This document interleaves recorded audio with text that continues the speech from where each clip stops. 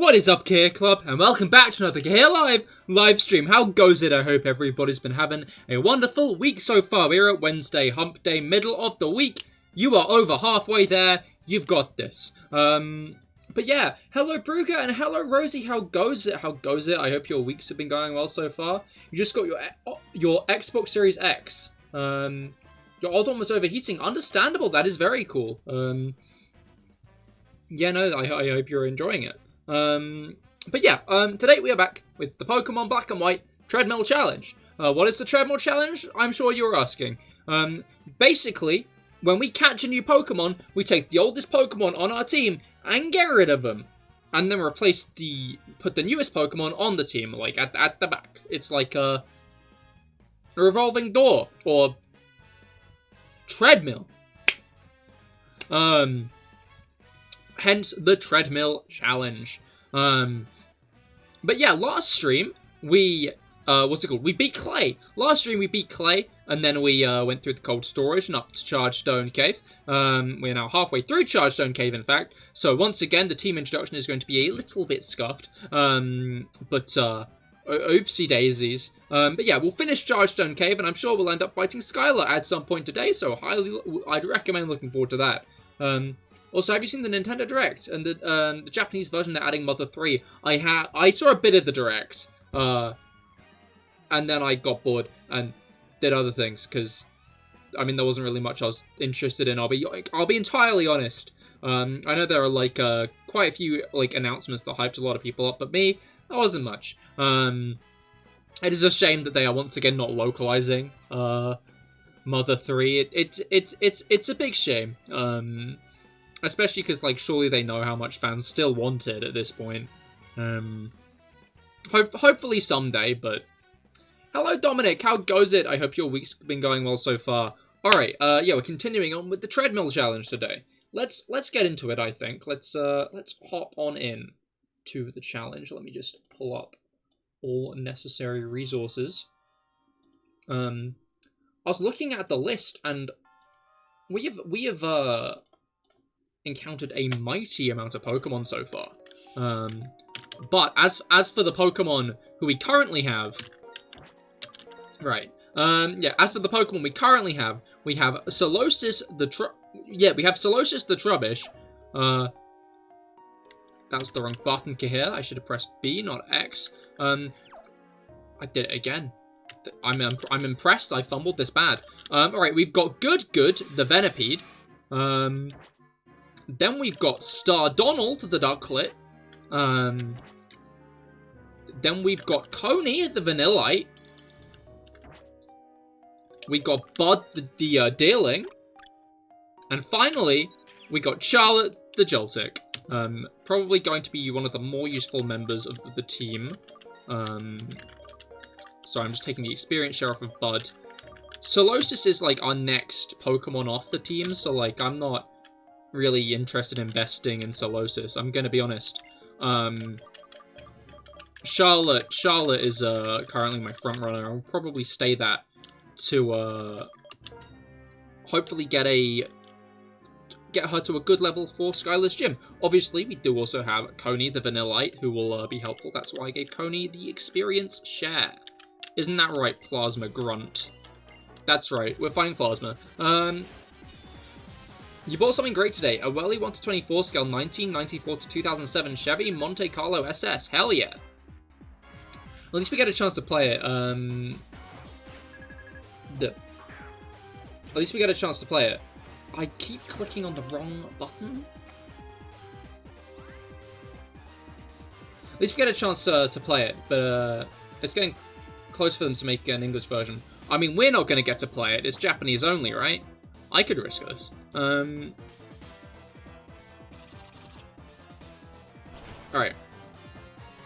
Oh god, we're risking it!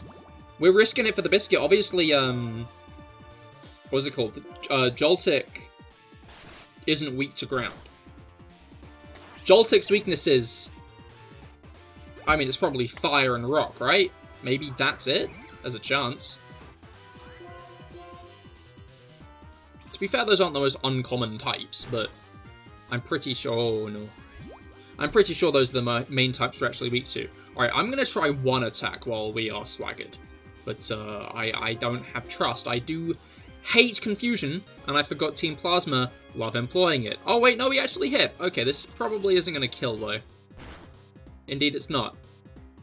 You do have a Japanese account for the download on Nintendo Switch Online. It doesn't have a restriction like the GameCube. Ah, fair. Well, yeah, I've not got a Japanese account, so... Because you need, like, a full-on bunch of accounts to do that, from what I remember from people talking about getting other games early, right? I remembered it not being just a simple 1-2 process. No, we're still confused. That's not great. Oh, we hit through it 3 times in a row. I've got to be honest. Okay, I'm gonna stop being honest. That was awesome. That was great. I'm so happy that happened. Okay, now I'm gonna be honest. Let's switch.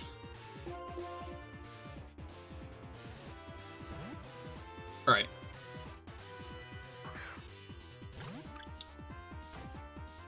It's interesting because... What's it called? Okay, that's not good. There we go.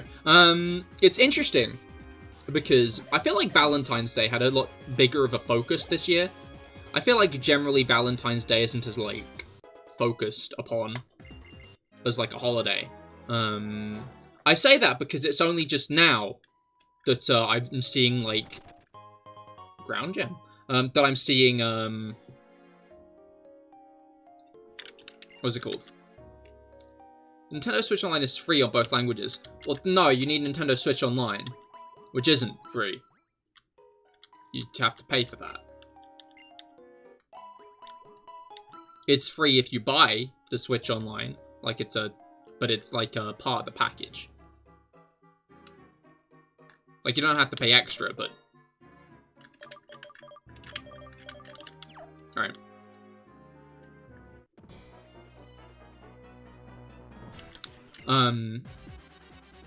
But yeah, no, I just find it interesting that,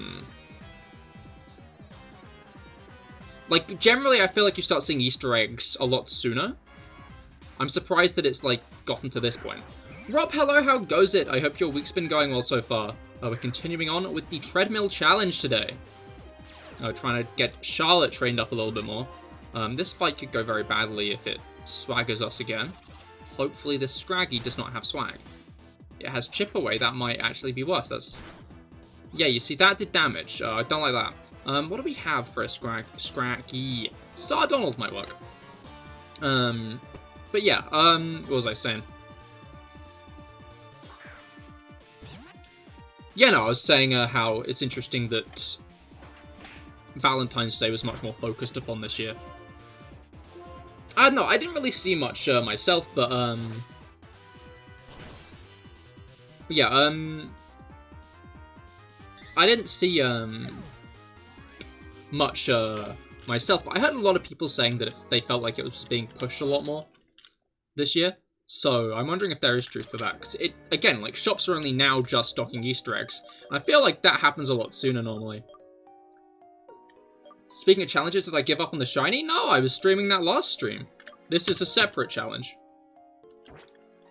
On a separate save. This is white version. That's shiny Hunters on black version.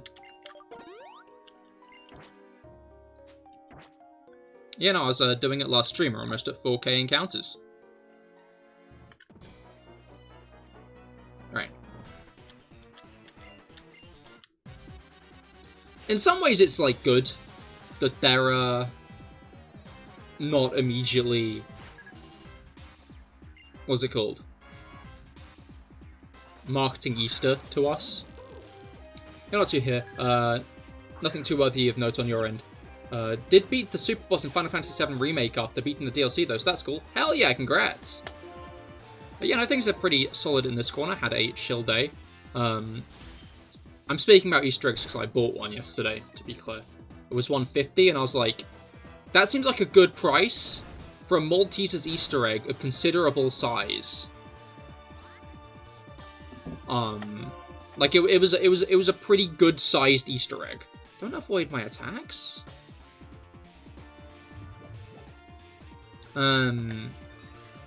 Yeah, no, it was a Easter egg of, like, a pretty good size, and it came with a packet of Maltesers.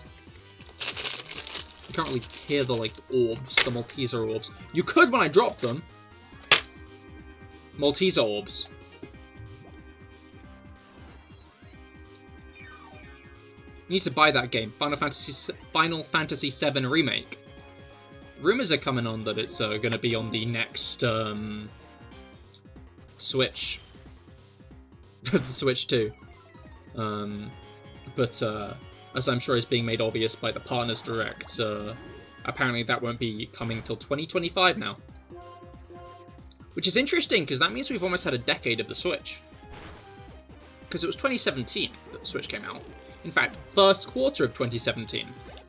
Which means we'll have had like 8 years of the Nintendo Switch. Which I feel like is a decent amount of time. You know? That's an ether here.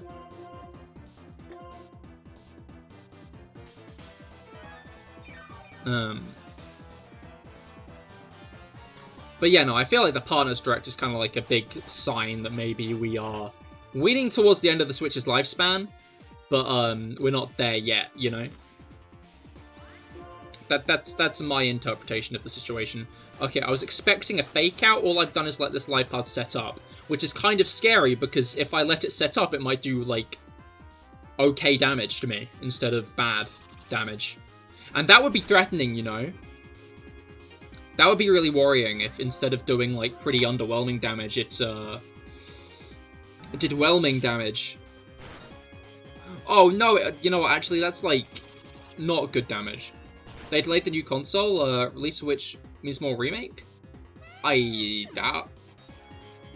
It depends what's in the pipeline. Like, it's not like they're gonna start remaking more games. Because I'm sure a remake isn't, like...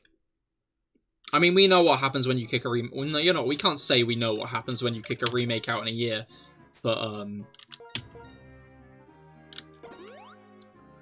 when you don't give a remake enough time to stew, let's say that, as Pokemon fans, we're very aware of what happens then. I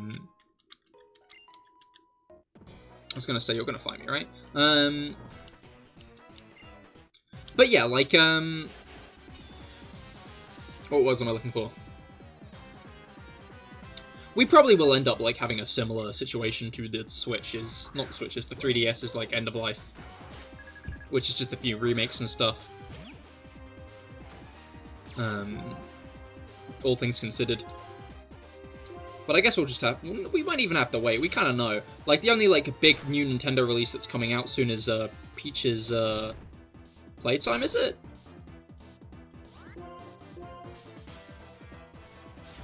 No, I don't think it's Peach's Playtime. Showtime! It's Showtime, right? Alright.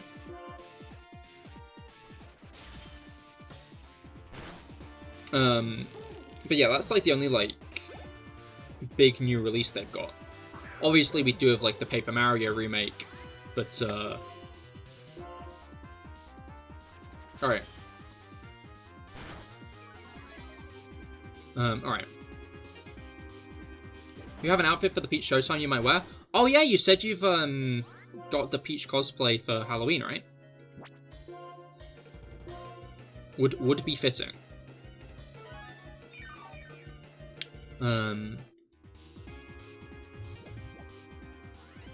Perturbed. I don't like the stockpiling already, because it means it might be in for a attack.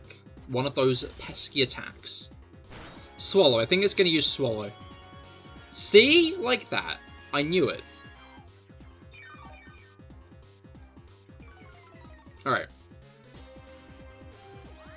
You are no longer stockpiled, which means Electro will do regular. Alright.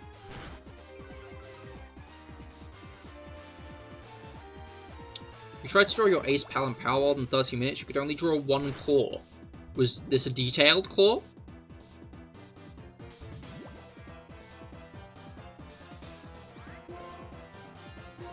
Alright.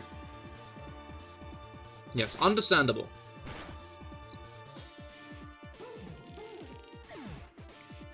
Alright.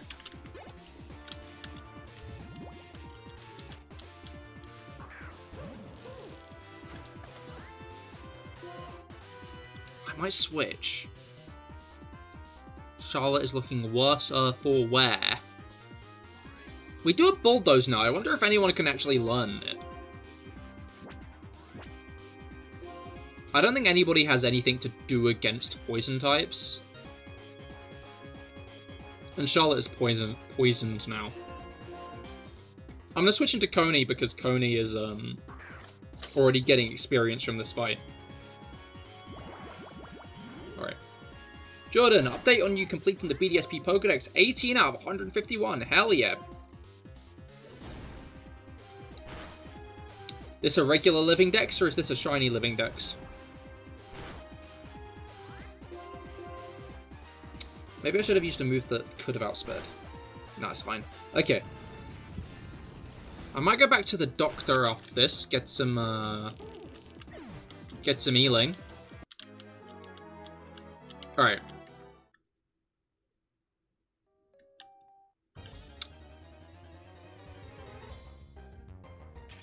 Joltik! Interesting. Alright. Oh god, they're unnerving each other. Horrifying. Okay.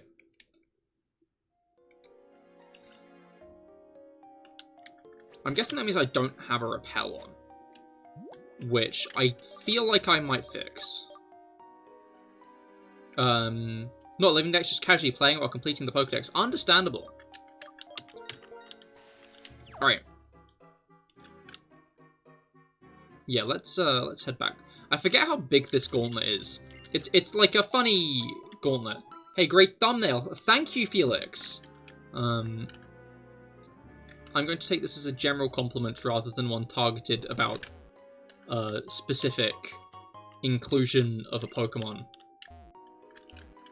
I'm going to pretend that it's the thumbnail as a whole, and I wouldn't have got that compliment with any other thumbnail. Rather than Litwick specifically being included. But welcome to the stream. I hope your week's been going well so far. We're doing more of the Treadmill challenge today. Alright, I'm going to take the experience share away from Coney just for a moment. Because I do want to get Joltik a little bit more levels. Actually, that's a really good point. Clay's ace was level 31, wasn't it?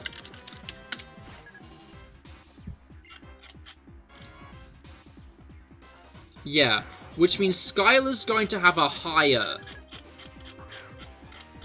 level ace. 35. Yeah, we're a little bit under-leveled for that. I think I need to start using the Lucky Egg. Yeah, no, why didn't I start using the Lucky Egg already? This is like an issue that should have already been fixed.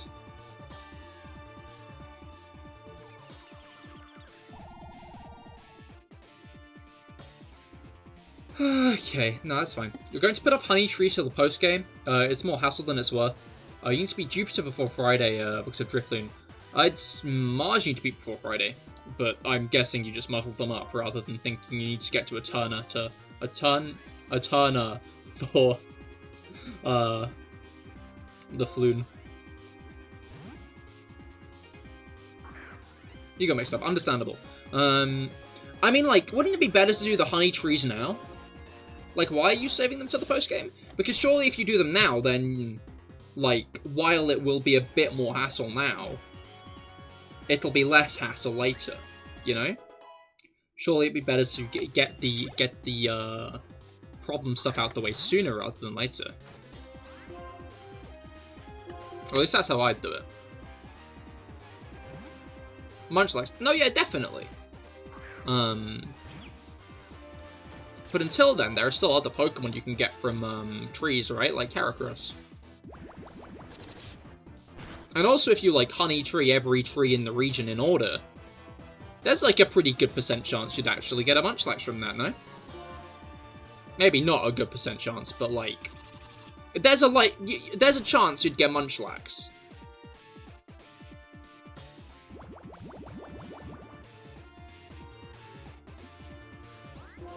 Like, you'll be passing by them anyway. Don't avoid the attack. Alright.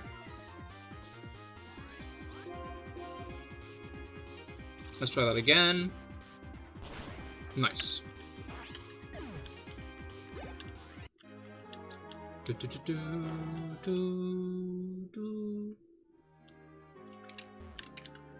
Alright.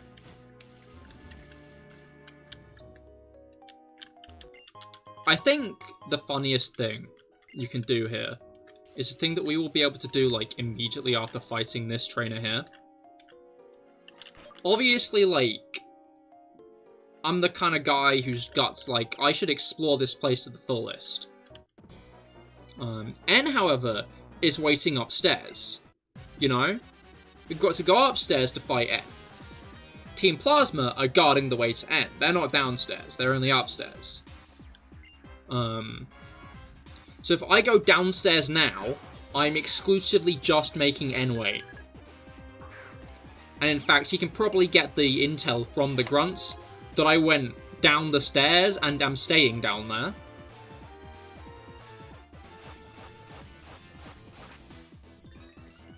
Like, the downstairs is a funky area. I think it helps really show that, like, the music gets slower the deeper you get into a cave in this game, which I find interesting.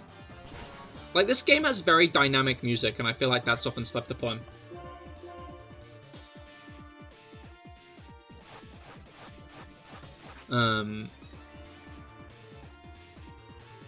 So that's also why you're saving up to the post-game, to knock them all out, except Apom books to pick up. You need shiny rocks. Understandable.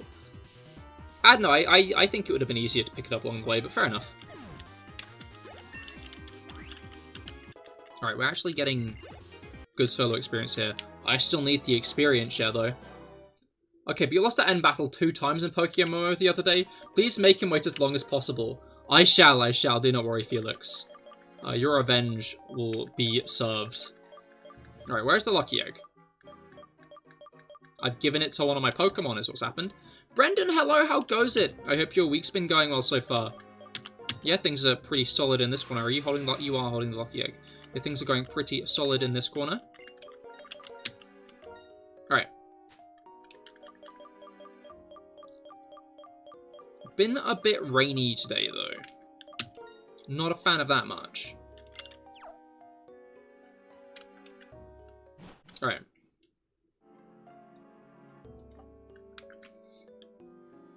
So.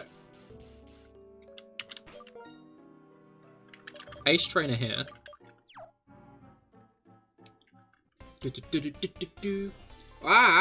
Mango, hello, how goes it? I hope your week's been going well so far.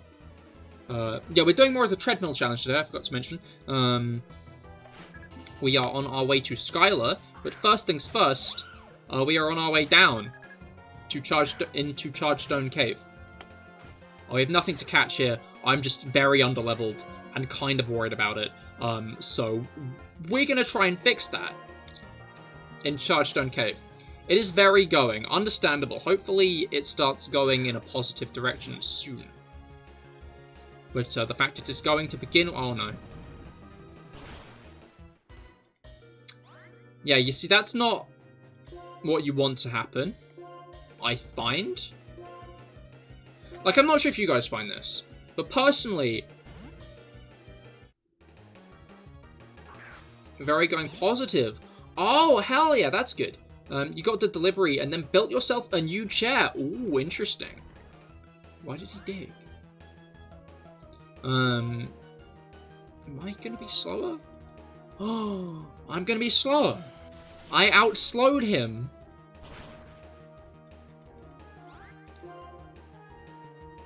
I feel like he's gonna... No, wait, he's probably gonna not use dig again because he's not an idiot. You'll love to see it, really. Alright.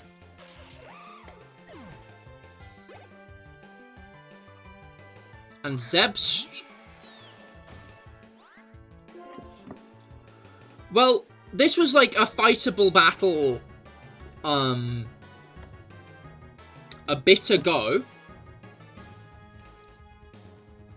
I will say, there was a time when this fight, would go in my favor. I fear that this isn't that time anymore.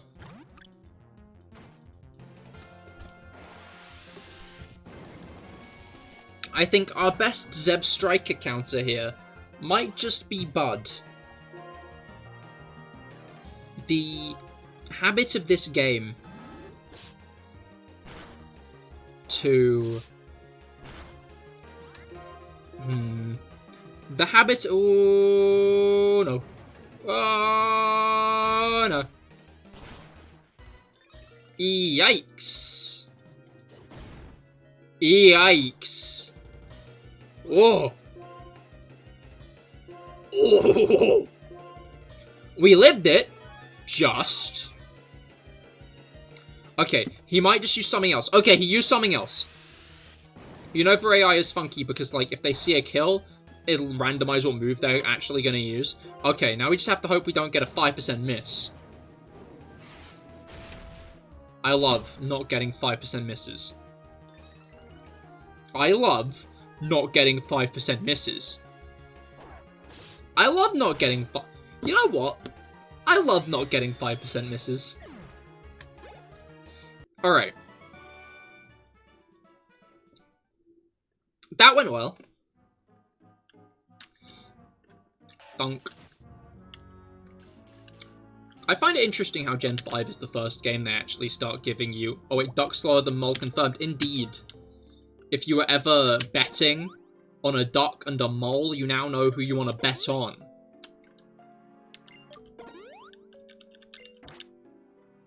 Both of them.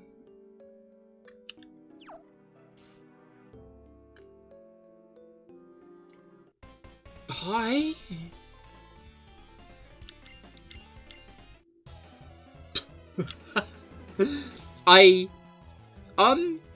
Yeah, no, I've not really got much to say to this.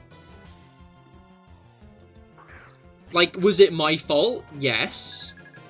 I do find it funny how Pokemon deliberately manipulates the fact that you're probably gonna walk down the middle of an area to just, like, throw random fights at you, you know?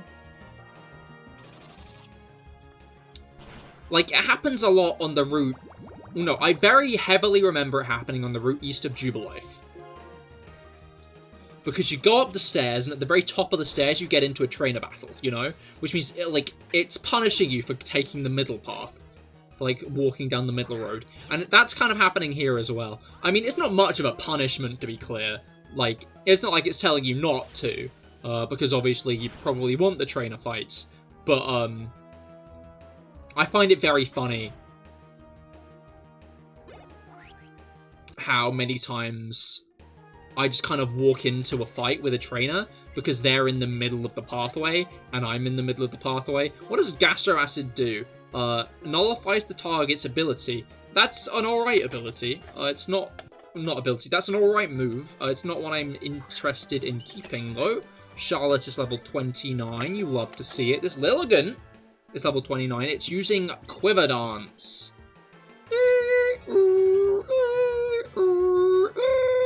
That's not great. Okay.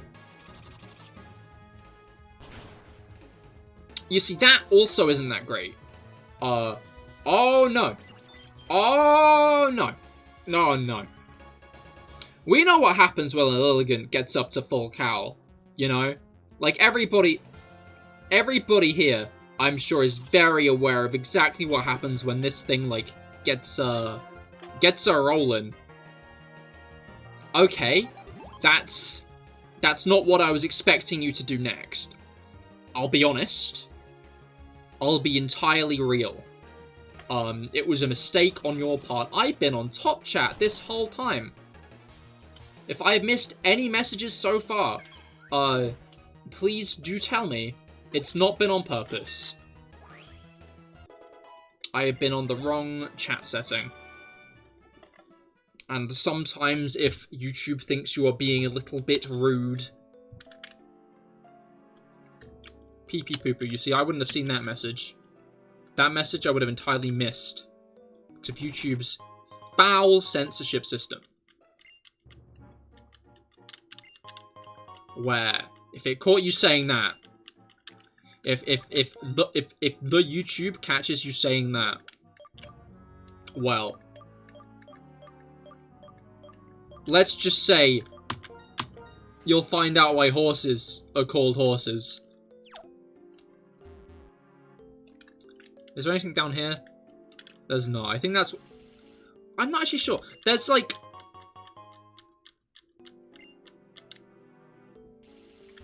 There's like, there's a sage here in the post-game is what I'm trying to say. Imagine if Siren sounded like that. What? Pee pee poop. Is that the suggestion? Oh, there's not a trainer here. The Mr. YouTube is trying to block you from pee pee poo pooing. It is, it is. Oh, they are. How foul. That would be kind of amusing, I think. If that happened, I would be amused.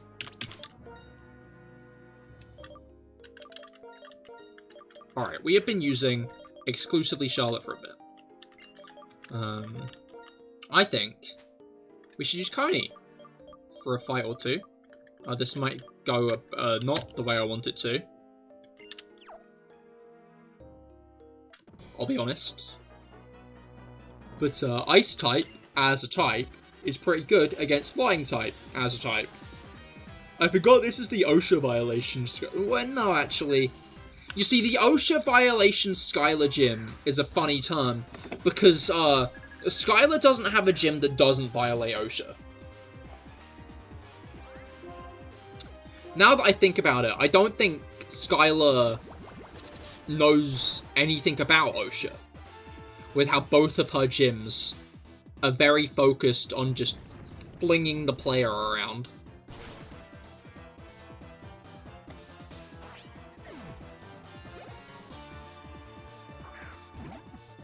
Which is funny, I enjoy it greatly.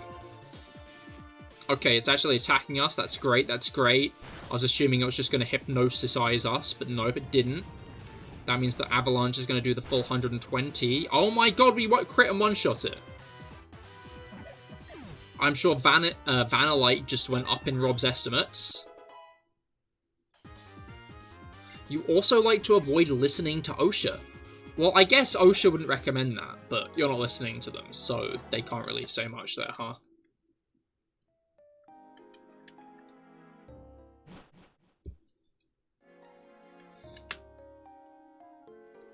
Like, it's bold of you to do that, I'll give you that, you know?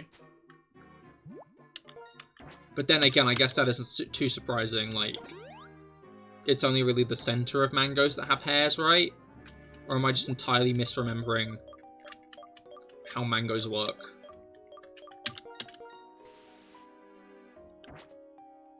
Sounds like a them problem, not gonna lie. I mean, like... It won't be, but,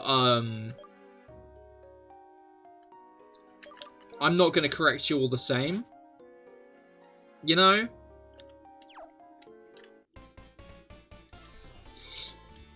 Alright.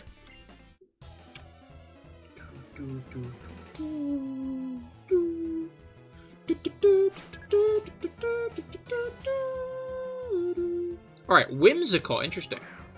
Same thing with, like, you keep hearing about some convention or something in Geneva? That sort of sounds like not your problem. I mean, like, it kind of isn't. I'm gonna be entirely honest, Mango.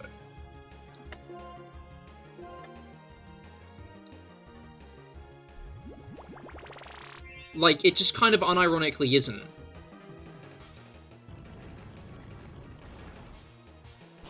Unless, of course, you are, like, a governing body at war. Which, I guess there's a chance you could be. You know, I'm not going to entirely write that off. But, like... War crimes aren't just war crimes because they're very bad crimes. Like, I feel like war crime is like, this is one of, like, the Cahir ruins the fun things, you know, like the heat death of the universe. But, like, war crimes are, like, specifically crimes committed at war. They're not just, like, really bad crimes. People just say war crime to imply, like, the crime is really bad, but, like, that's not really...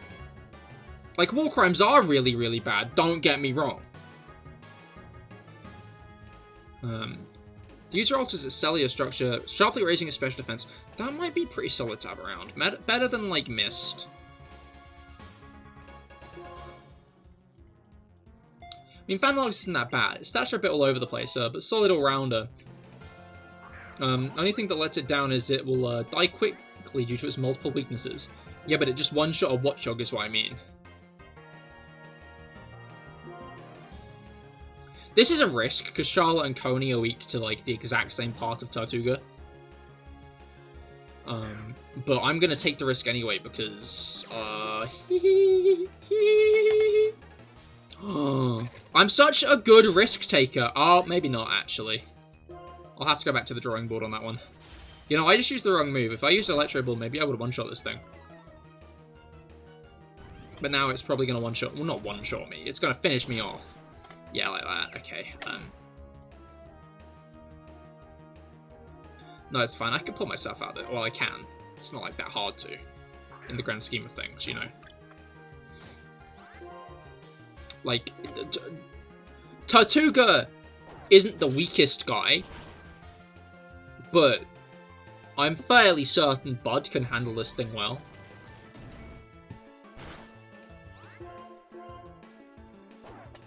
Alright.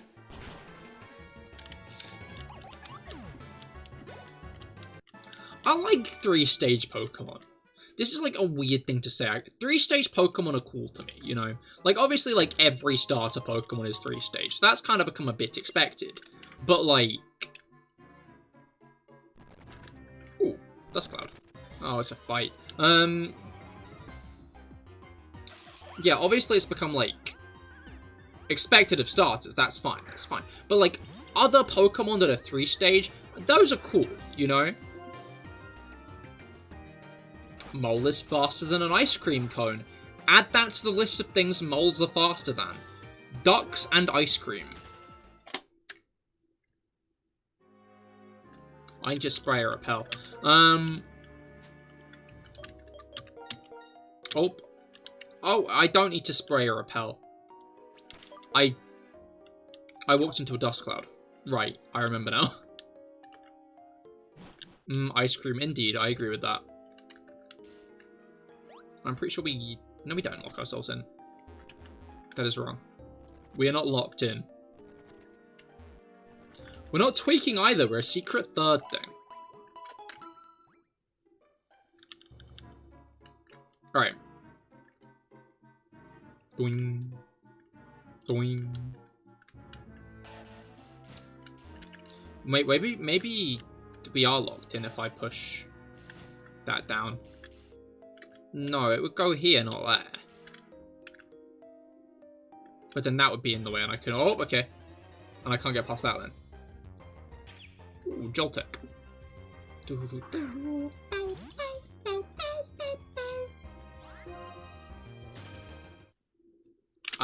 The music stopped before I could, like, get into it, you know? Kind of a shame. Alright. I hope if we do get, like, a Legends Unova or something, they actually make Chargestone Cave have interactable things for, like, puzzles. Because, like, that's my probably only issue with Chargestone Caverns, you know? Is, like, you can't interact with the stuff there. Chargestone Caverns, there are, like, a bunch of floating things. And while you can get, like, little sparkly doodads on the floor, that's about it. Okay, I wonder if Deerling can learn Bulldoze. My guess is no.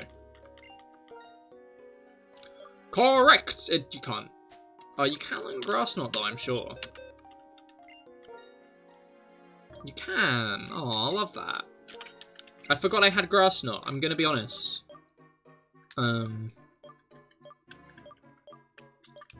The issue is, his takedown probably isn't a move I want to get rid of. Just because, it's probably a more reliable stab move. Then again, Retaliate might be an even more reliable... Yeah, Retaliate is only 20 power less. Because Takedown's 90 power, 85 accuracy. 90 power divided by 2, that's plus 45, so that's 135. Retaliate is 105. So, there's a big difference between these two types. But one of them makes me take damage and the other one doesn't, so I'm going to go with Retaliate. Retaliate's also a base 140 power move when a Pokemon's just fainted, which makes it a base 210 power move from a Deerling.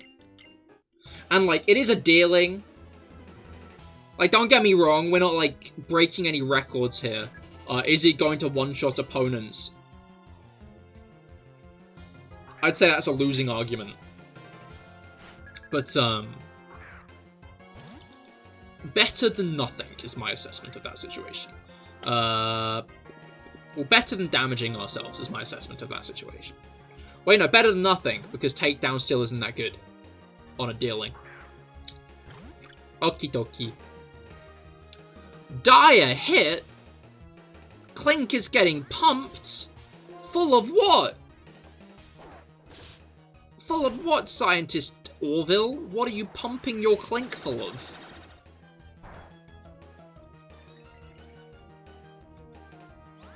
That was a crit.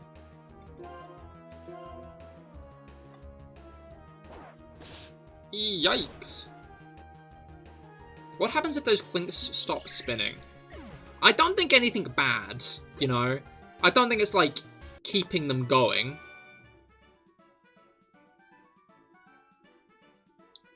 You know? I just think they're spinning because they can, more than spinning because they have to. Oh my god. Professor Juniper enters the cave and says... Wait, let me get the script up. I've just had a realization. Pokemon Charge Stone Cave. Where's the script here? Can I get the script up somewhere?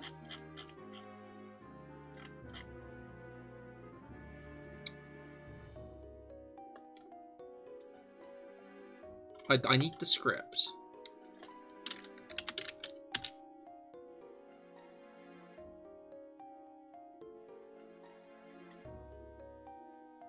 No, these are like scripting for ROM hacks. Never mind. Okay. Chargestone Cave, yeah?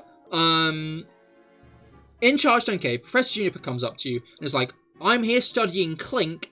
They've only appeared within the last 50 years. You know? Like, it's clarified. Clink is a new Pokemon. Clink as a Pokemon was not here 50 years ago. There were no recorded sightings of Clink before 50 years ago. They said 100. Fair enough. Still, my point isn't invalid because...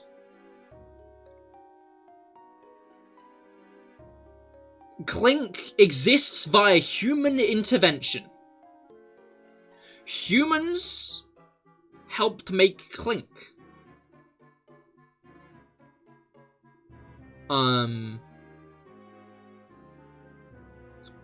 Which is interesting because N appears here and is arguing that humans and Pokemon should be separated entirely. When, without humans and Pokemon living together, we would not get Clink. And that's important, I think. I like Clink. Clink's funky. Okay. So Legends Univers in 1920s, well said yas. I didn't say yas, but that would be cool. Alright. Do we have a date on when the original Dragon split up? Because I think it'd be funny if they revealed all that happened in the 1920s. To be fair, I feel like, if we did get a Legends game, it might not be about the two kings and the splitting of Reshiram and Zekrom. That would be an intense game, though. They should do it like that. If it's human intervention, they could have made the Evos a tiny bit cooler. Don't diss my boy. I think it's less human intervention via them deliberately doing stuff, and more human intervention via, like, Grimer or Trubbish, which are other Pokemon that couldn't exist without humans. So there is a subtle, and Vanillite, there is a subtle sub-story in Black and White in its Pokedex, actively countering what N is saying. How did I not think of this before? Like, that is explicit. There are so many Pokemon in Black and White, like, exclusively the way they are because of human intervention. No offense to them, it makes sense, but Clang is a bit... What's wrong with Clang?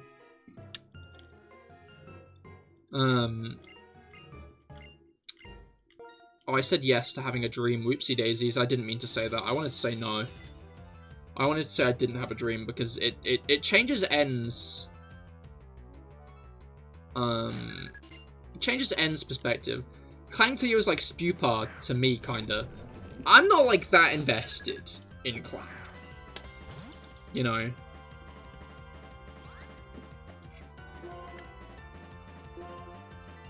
I just kinda wanna know what the Clang issue is. This is a bad fight to be like staying in, but I'm staying in it all the same. Crazy. Bonkers. Does N use Clink? Is my next question. He uses Ferroseed. That's kind of worse. Love running into Boulders. They just kind of do nothing. They are funky guys. Yeah, this isn't a fight I want to hang around in, I don't think. What do I do against a Oh, I know what I do against a Ferroseed. Scratch that! I know what I'm doing here.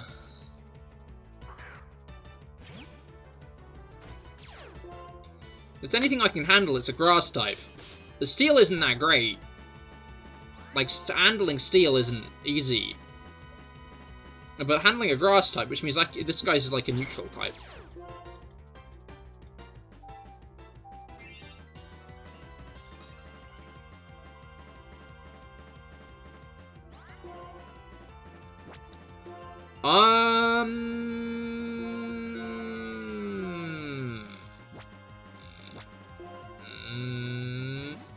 Don't say anything about it being a bug type, thank you, Felix. That's very kind of you. That's because it isn't a bug type. You see, I'm very knowledgeable, and I know this for a fact. That it's not.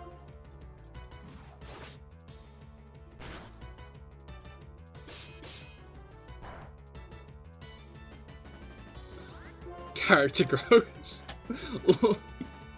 Exactly. Alright. Joltik. Like... not a good idea, is it really? I could... I'm gonna let Star Donald die. Because death isn't a thing in this. You know? Like, Star Donald didn't die. But who did live? That's right, Bud. Bud lived. To retaliate. Because this is a 210 base power attack. Didn't kill. It did not kill. It did not kill. Dealing did not kill the Joltik with that attack. It's dead now. You see, that's the Pokemon I thought he was going to have. It's funny that he has it. It's funny he has Clink. A Pokemon made from human intervention, is what I'm saying. I wasn't sure if he would. I was wondering if they would deliberately avoid that, because, like, obviously the narrative that is presented. But, they did not avoid that. N has Clink. Which makes him a fucking hypocrite. Unbelievable.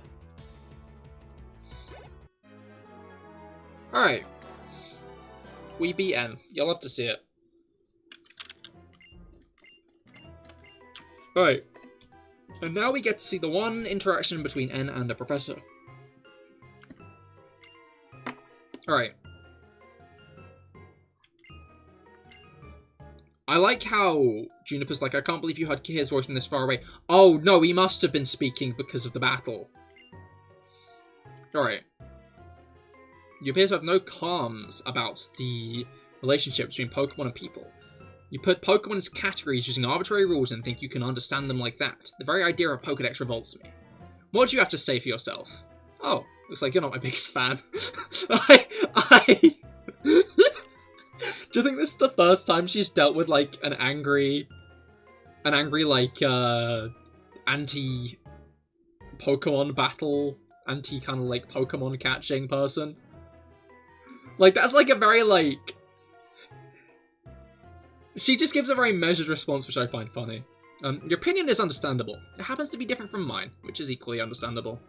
How about if all people get to decide for themselves how to relate to Pokemon?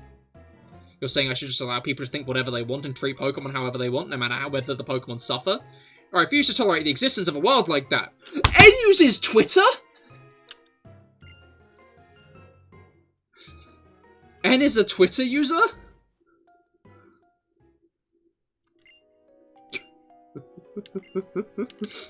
Juniper's like, what if we all decided how we relate to Pokemon ourselves? And N's like, you think we should abuse Pokemon?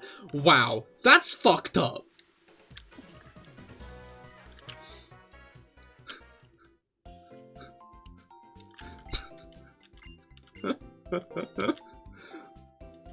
Alright.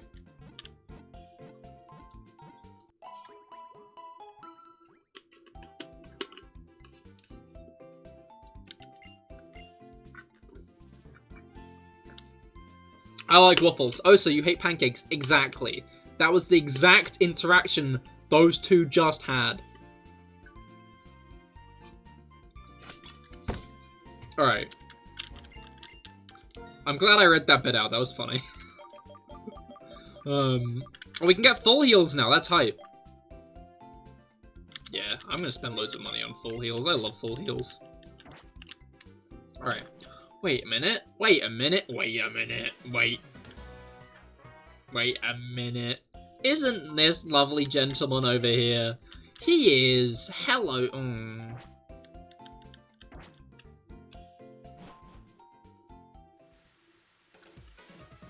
Anyway. Alright.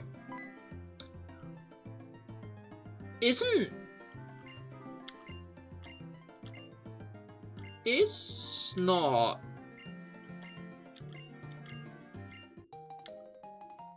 What thought am I trying to... This is the first part... With the... Mistralton City is the first time you meet the older Juniper. Yeah. Mistralton City is the first time you meet Juniper's father. Mistralton City is also the first time you meet Juniper in Black and White 2. So Mistralton City is always the location where you meet the, like, person who gives you your Pokemon looks up to. Right.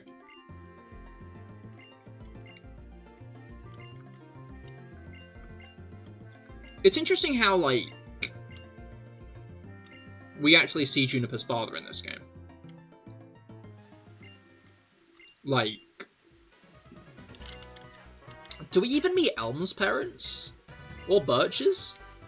Because Elm and Birch are like the other two young professors up until this point, you know? Like, Rowan and Oak's parents?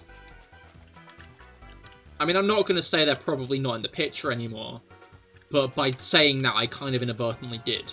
But, like, Birch and Elm, I feel like their parents might still be around. And I'm not sure if we ever meet them.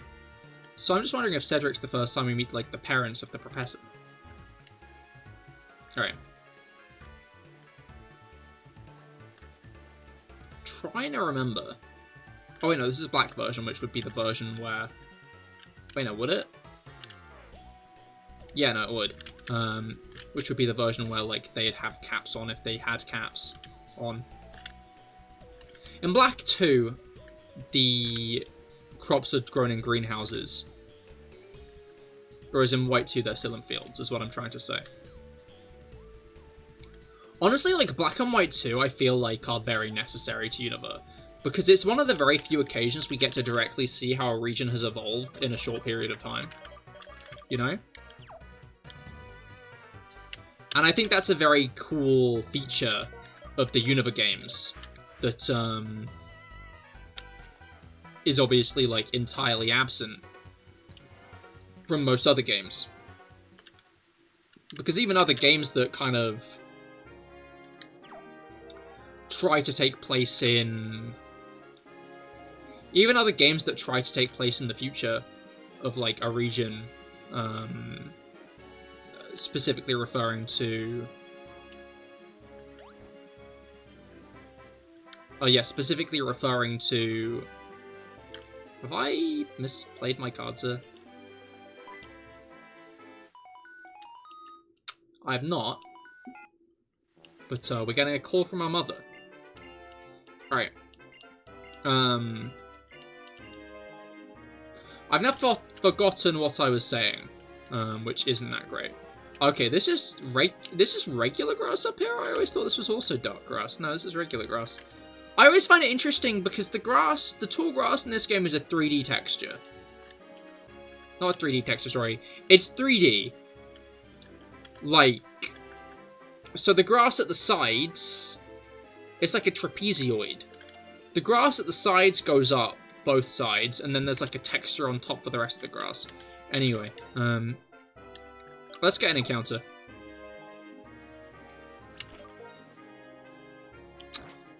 Do I have any repels is a very good question to be asking right about now. Because if I have some repels... I don't have any repels. I was going to say I might have been able to get a high-level Pokemon. A Moon Zone! Hello, I do not watch Has Been Hotel, no.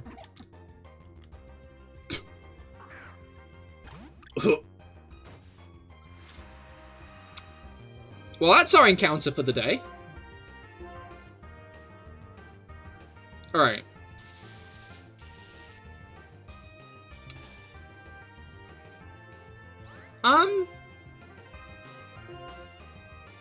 I mean, honestly, like, most of my response here is, for Rob. I'm sure he's not chuffed at this one. To be fair, this isn't all that great of an encounter, all things considered. Like, we could have gotten a Zeb Striker here, which could have been pretty cool. I would have been pretty satisfied with, like, a Tranquil and stuff as well.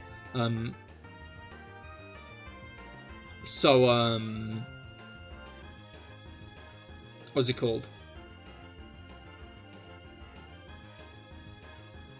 Let's Grass Knot. Don't be ready for Confuse Ray, Hypnosis, Super Fang, etc. combo. Exactly, exactly. Adore watch JoJo's. I do watch JoJo's. Love a good bit of JoJo's. I'm realizing the damage is being done here. That's not great. Okay, Psycarp. That makes you mirror my stat changes, right? Yeah, that's not going to help you, like, at all, buddy. Okay. Let's get one more Retaliate off. And throw an Ultra Ball.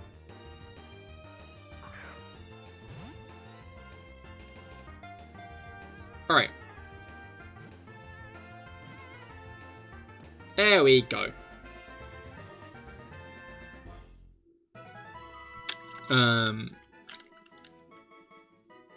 Alright. Watchog. What should we name Watchog? Eh?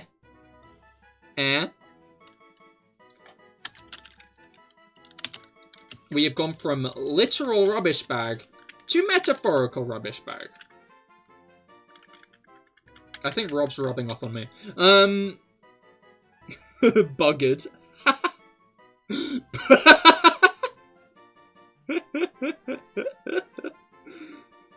Yeah, we could go with buggered. Buggered. Is it gonna let me say that? It is! Who's my favourite character? I think Jolene, probably. I'm a very big fan of her. I think she's cool. Easily, my favourite JoJo. Of my favourite JoJo part. Alright. Am I out of those doodads? Those guys? You know the ones. You know the ones. Lemonade. I'm talking about lemonade. Alright. Let's fight the clowns. Oh, I should get,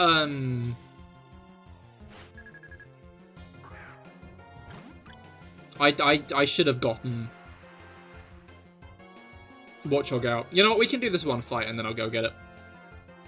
It's not that big of a dismal choice. I can't believe we need 7 encounters to get rid of this thing. Just put it in a box. Hey, Rob, it's only 6. And putting it in a box is thoroughly against the rules. Joy. Okay, that's not really what I wanted to see, I'm gonna be honest. You would have reacted sooner, you were Pokidokuing. Understandable, we will be doing a good bit of Pokidoku later. I did see that today is one of those categories where it's like Pokemon who know Shadow Ball, so I feel like my score is going to be bad. Okay, now it's firing off the Electro Ball. Let's see how much that does. To be fair, I think we die to Acrobatics anyway.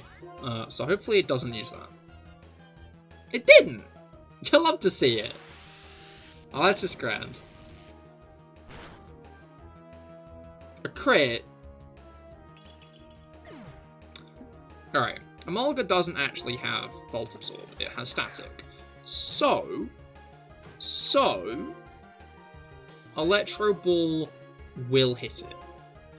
It's faster. Okay. Noted. That has been written down. Not that much faster, though.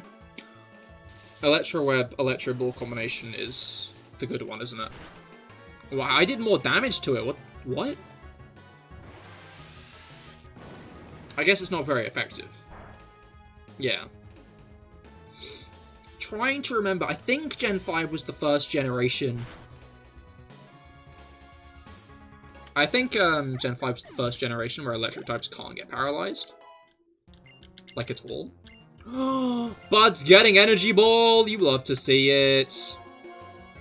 What level does Bud even evolve?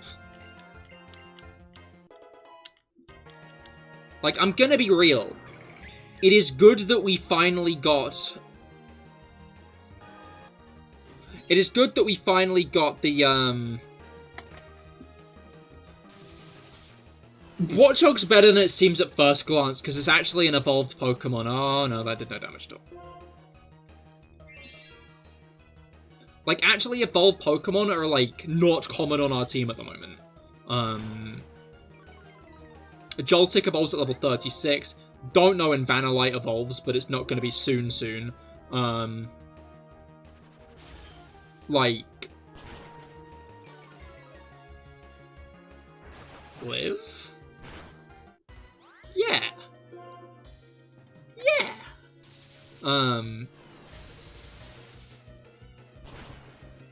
Oh. Oh well. Whoever comes in next is probably gonna outspeed this thing, so that's fine. Let's do Bud.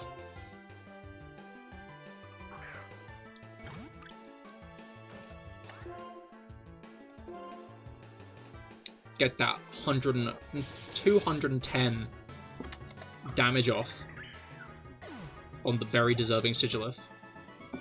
And we defeated Harlequin. Pat, you'll love to see it. Okay. This wasn't... No, you don't love to see this at all. Okay, cool. Can you go away, please? Oh, you want to leave me alone? Yeah! Okay.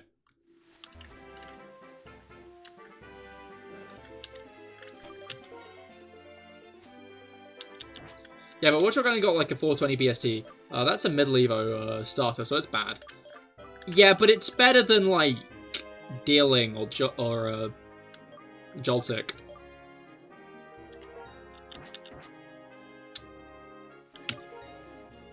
Like, I'm not saying it's like good.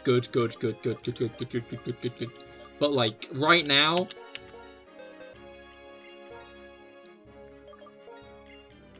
Alright. I'm gonna get rid of Feather Dance. I feel like Feather Dance is an interesting attack. What's it called?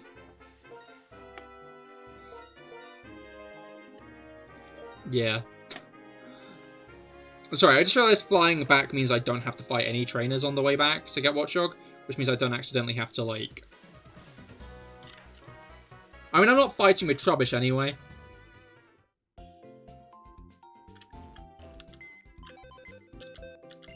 Joltik is a cool little guy, and Feeling has some good moves. I'm not sure, the Watchdog is disgusting. Hey, it's got Super Fang and Hyper Fang. Anyway, let's get some 07s for Solosis. We didn't use it once, I don't think. I think every time we used Solosis, it was to get rid of Solosis. You know? Every time Solosis was used was, just to further the goal of killing it again. Maybe a bit uncalled for, maybe a bit unnecessary, but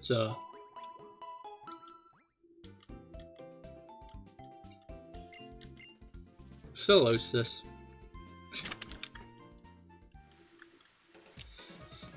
I just want to remind everybody that we could have had a Solosis there, but I missed my attack that would have killed the Trubbish and accidentally crit the Solosis. So, Charge Beam is interesting. I think I'm going to keep Electro Web, because Electro Web has like more staying power on the opponent. Although I guess Charge Beam would be good for the other part. Right. Let's use Charlotte for this fight. I'm not sure Charlotte's going to be good for this fight. It is a Backpacker. I feel like Backpackers are like mostly normal type users, really, right? I feel like that's the like types they lean towards. That's not a normal type. But like, it's not a Pokemon that's going to be that great in this situation. I feel bad for this guy specifically, because he's being made to use a Simisear in the rain. Like, do you think the devs hate this guy? Oh, well, how about that? You learn something new every day. The specific new thing I learned was that I was wrong.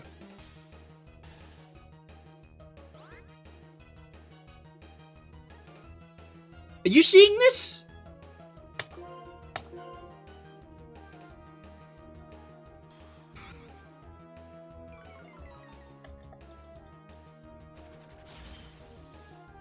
There we go.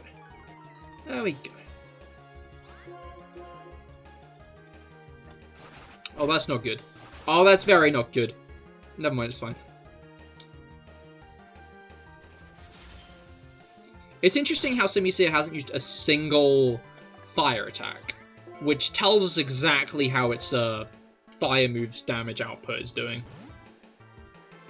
Not well. Not well at all. Alright.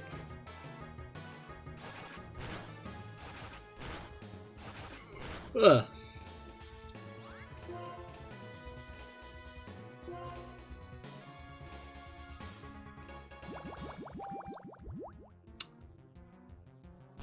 What was I going to say? Alright.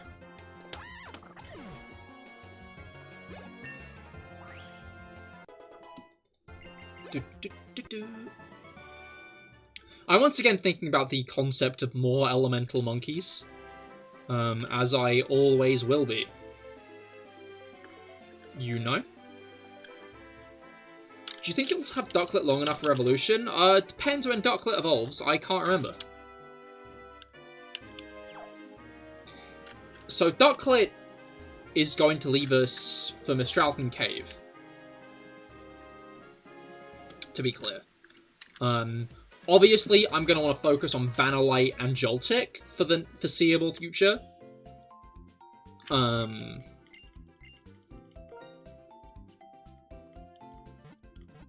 Because they're going to be the best in the gym. Specifically Joltik, I think, because Joltik might end up sticking with us till Icarus. We're wrong, it was 35. Then I'd say, like, we're straying very firmly into maybe not territory. Because, yeah, we'll lose Darklit and Mistralton Cave. Vanillite will go to Cobalion. I think I am going to catch Cobalion. Then before Icarus we have... Well, then also before Icarus we have... Oh wait, Joltik will probably be gone by Icarus as well. Okay, so Venipede's going in the tower. Darklit's in Mistralton, Vanillite's Cobalion, Dealing is Twist Mountain, Joltik is Dragon Spiral Tower, and Watchdog is the interior of Dragon Spiral Tower. So by the time we see N getting Reshiram, we will have an entirely new team. I'm sure Rob is excited for that concept. We might have an entirely new team. I think I'm going to give myself one opportunity to catch Cobalion, actually. Like, I know obviously failing to catch Cobalion locks us out of stuff later on, but, like, if we win, we have every chance to get 3 legendaries by end game, because I think I'm going to try and catch Thundurus as well.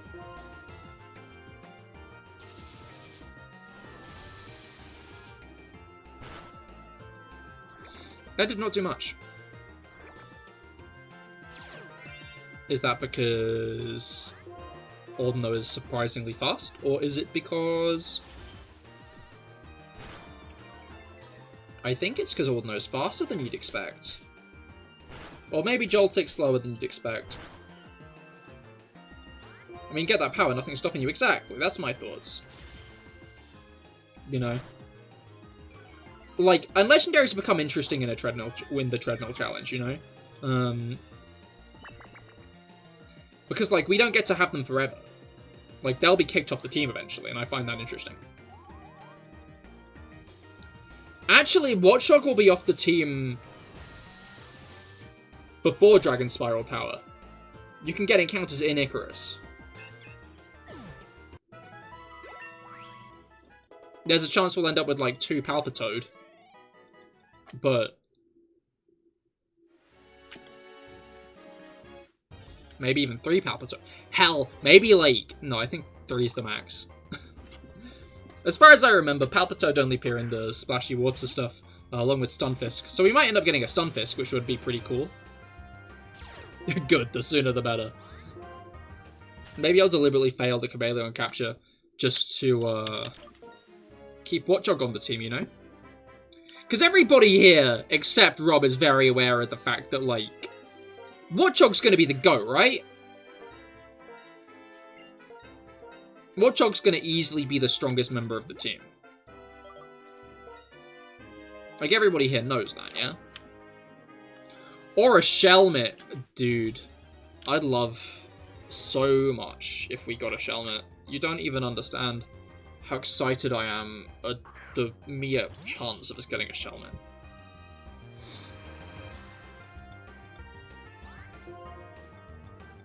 Okay. That's not great. Alright. Hi there! Oh. Okay.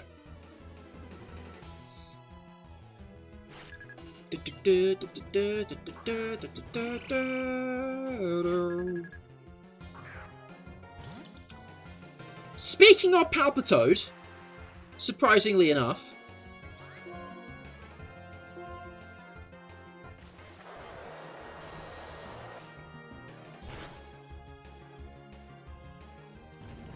unsure if this is going to kill or not. It probably won't. It will not kill. It did not kill, in fact.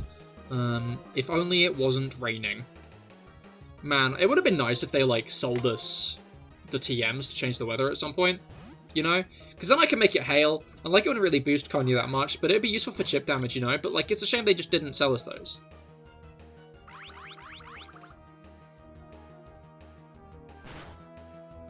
That was short. I've been seeing videos on Instagram recently from a guy who's, like, giving Pokemon information while acting as if he's a Pokemon conservationist. And his partner is Palpitoad, which I'm a big fan of. Like, I hope this guy's favorite Pokemon is genuinely Palpitoad, you know? I hope this isn't just like he's chosen Palpitoad because he has, you know? I hope this is a Palpitoad is genuinely his favorite Pokemon situation, because Palpitoad's such a funky little guy, you know? Alright.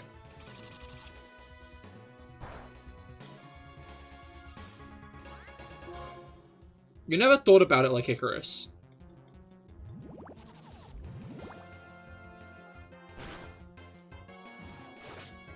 Wait, what do you mean you never thought about?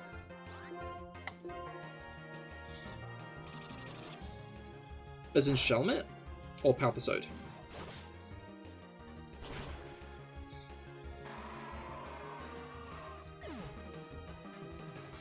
Pronunciation of Icarus. Yeah, I'm not sure it's the correct one. Like, often, like, my pronunciation of a word... Yeah, speaking of Shelmets, indeed. Obviously, my pronunciation of a word, I feel like you should always take it with a grain of salt. Because, like, 10-year-old Cahir saw that word and was like, Icarus. So, I don't know how accurate that is. But it looks like it is Icarus, right? Icarus. I know most people pronounce Icarus, right?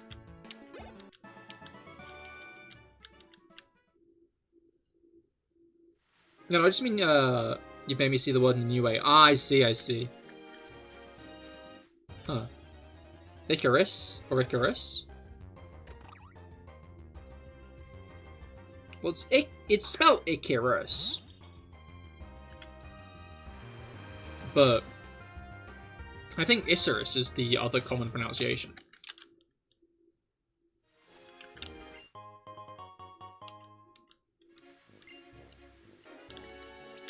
Alright.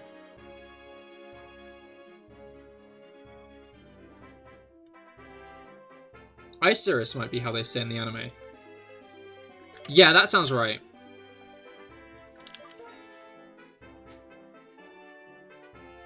Never heard of Icarus.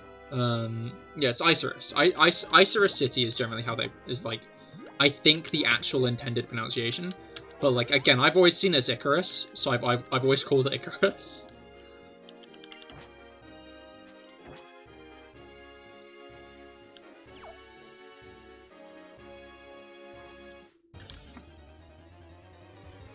Because the cloud plus brightenize the cloud?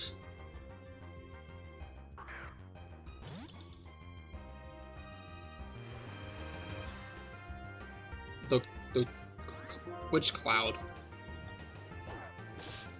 This might hurt a lot. Yeah, I know it did. This will probably also hurt a lot.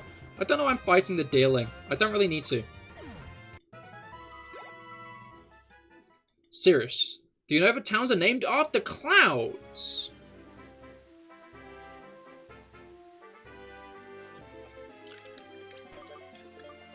Huh.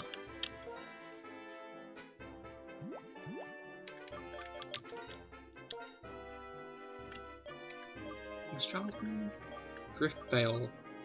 Nimbus! Nimbasa Nimbus. Like Cumulonimbus. I'm not sure about Cumula. I can almost imagine what that one is. I know, that's just like the one that my mind immediately went to. Like Nacrene is Nacre's clouds. I never knew that! That's so cool!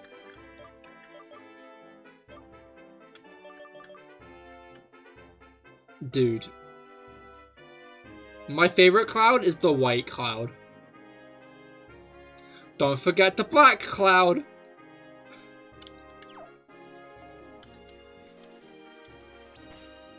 Alright.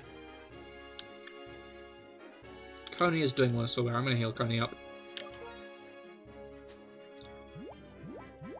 I'm just very aware as we get into, the tower, there's gonna be a lot of Litwick and Psychic types around. So.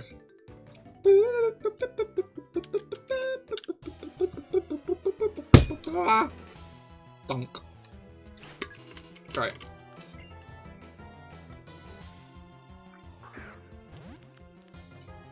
Dwebble. Now the question I find myself asking is Dwebble... Is Bug weak to ice? I don't think Bug is weak to ice.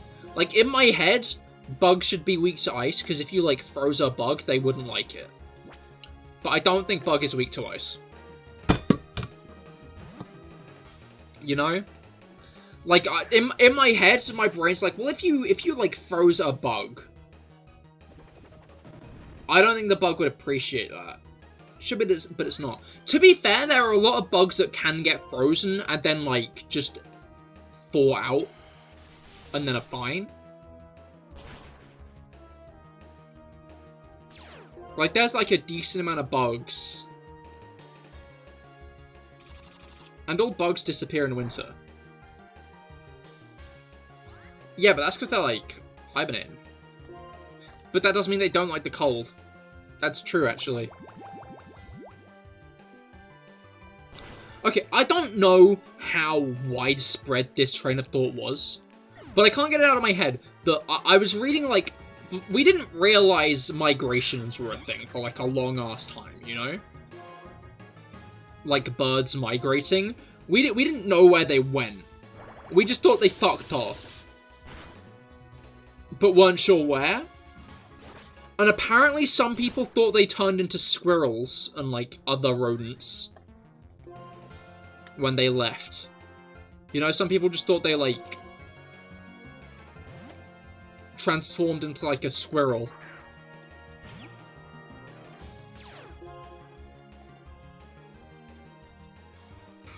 And other rodents and stuff. And again, like, don't take, like, there's a chance that this is not true at all. Do not treat my word as if it is fact entirely. But, like, it's one of those claims where I doubt a little bit, but, like, also, like, this is people, like, before they knew that birds migrated for the winter. I could see them thinking, yeah, they just turn into other animals. I just find it funny. I just find the concept funny.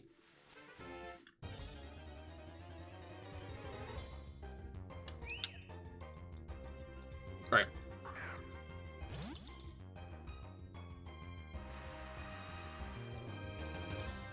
Let's have a lunch. Because I think we can kill this fungus. I don't know why I'm grinding on every Pokemon I see, but it is very easy to grind on every Pokemon I see. Saying, like, grind on every Pokemon I see isn't that great of, like, a term.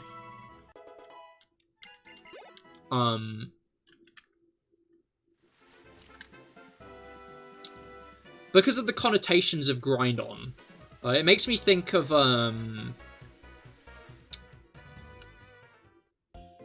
when I was younger, I decided that I was going to try and get my dad to play Pokemon with me again one holiday. Because he played Pokemon Pearl, when I was very young, but then, like, he stopped after a bit, you know. And I decided I was going to try and get him to play another Pokemon game. So we picked up a copy of Pokemon Black 2 from Sex, because I had White 2. And we were playing them. And I was in a phase where I was like, okay, we've got to make sure we're at the correct level for the gym. So, I was, like, grinding, and I convinced him that that was the way to go. I wonder if he actually would have finished it if I didn't convince him that.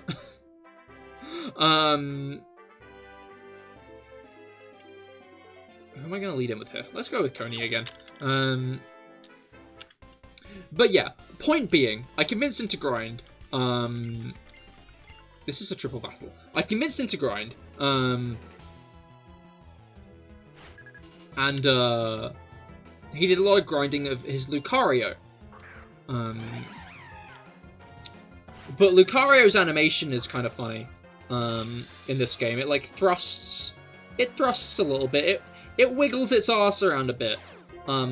Which led to my father claiming it was twerking. And he started calling grinding twerking. And I might bring that back. Because it's funny.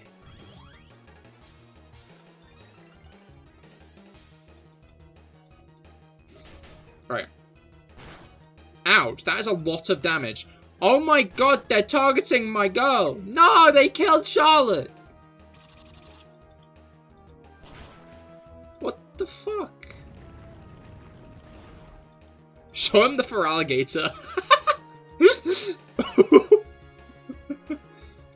Alright, I think it's time to bring out the big guns. The big guns being buggered. Because let me tell you, now that Buggered is on the field, our opponents are also Buggered. Maybe? Okay, no, alright, that's fine.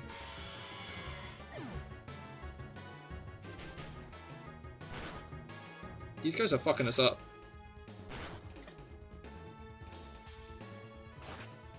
Oh, it's Lipard using Assurance. Ouch.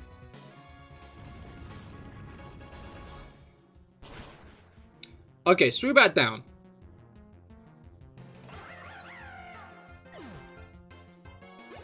One less guy to worry about. Let's go into Bud. This battle was so annoying for you? Yeah, no, I get that. Honestly, like, I don't really like Ace Trainer battles that much. They kind of irritate me. Not Ace Trainer battles, sorry. Ace Trainer battles are fine. What annoys me is, triple battles.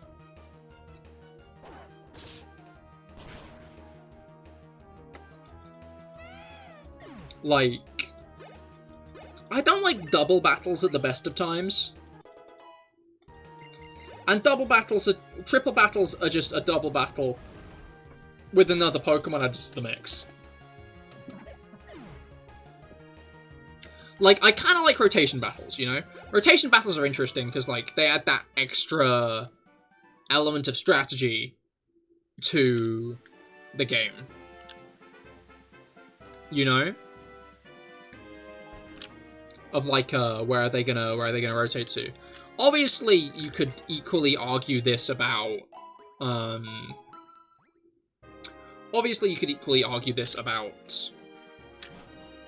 triple battles, but I just find rotation battles more, like, actually interesting as a battle mechanic. Alright, there's another Harlequin up ahead. I'm gonna go with Star Donald. Harlequins always use bug types, so... Hi there. Alright. He loves raised walkways. Who doesn't, honestly? Let's get some hype for raised walkways in the chat. That's not a bug type. I can't help but notice. That, not a bug type. It is, however, a Tynamo. So I'm not actually that afraid.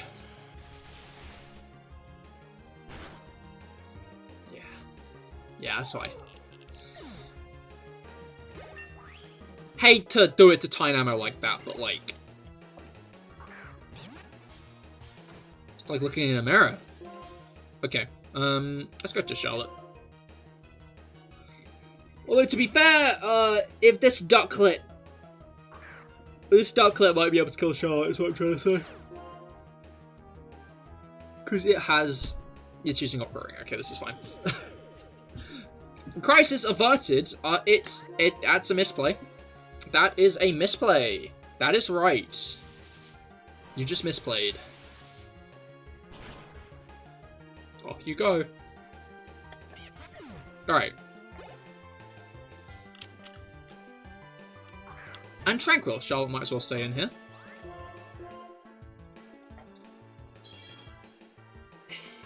Alright. Let's try that again. With more gusto this time. Hey. To be fair, Charlotte's kind of putting in the work. Like, she's kind of like decimating. Like, I didn't expect Charlotte to be, like, such a monster. I'm trying to remember who blocks us. Is it just this guy? It's not. This guy does not block us. This guy fights us, actually. This guy, he battles us, you see?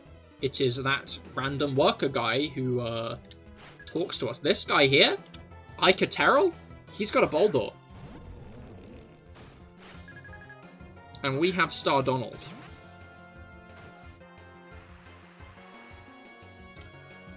The mightiest. Indeed. Right.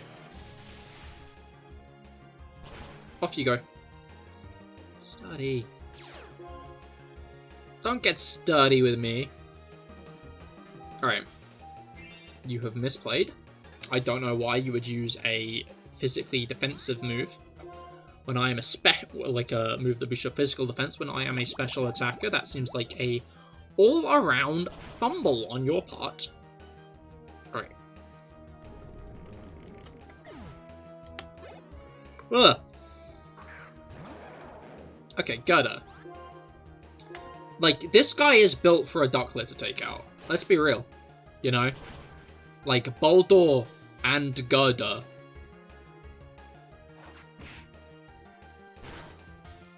Really? That's the combo? That's the squad? Alright. Star Donald is now level 33.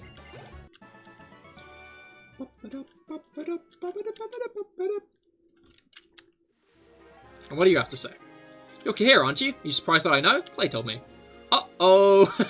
To go inside Twist Mountain, you two have a gym badge from Mr. Alton. I don't know why I read uh-oh like that. You know? It's just how out the blue he said it. It's like, uh-oh! Uh-oh! Anyway. Uh-oh, Stinky! I remember one time I got genuinely emotional to the Uh-oh Stinky Lo-Fi remix. I'm going to say nothing more on the matter. Alright. I'm gonna, like, do a quick heal as we pass through this house. Because, we can do that. That is, like, that is a thing that we can do, and I'm gonna do it. Alright. It kind of has that effect sometimes. Right? Right? I'm glad I'm not alone on this one. You know? I was worried this would be one of those times when everybody in chat is universally like, Cahir, what the fuck are you on about? But no, I'm glad that there are at least some people in my corner. Alright. Are you gonna have, like, a different monkey? Maybe, maybe, maybe, maybe. Alright.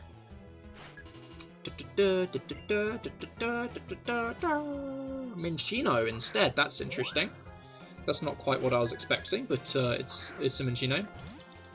You'll always be ready to judge if necessary. Thank you, Felix. That means a lot. Oh, no, I'm leading with Coney, not... I thought... Oh...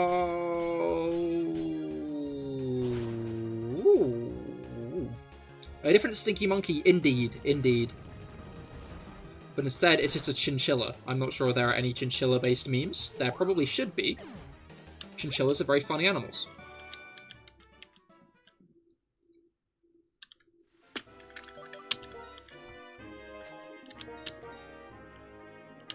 They're also very, like, shaped, you know? Like... Chinchillas seem like kinda... Like... Chinchillas seem like someone set out to make a cute rodent, you know? Like, don't get me wrong. Other... what's it called? Other... No, my brain has... I've forgotten what I was going to say. Right, yeah. Other rodents are cute, but... Like, chinchillas seem like they were made to be cute. Do you think Kingambit will be in the Generation 5 remake? Depends if the Generation 5 remake is like BDSP, Heart Gold, Soul Silver, or Legends Arceus. Like, there are different ways they could go with it, and I'd say it's pretty up in the air.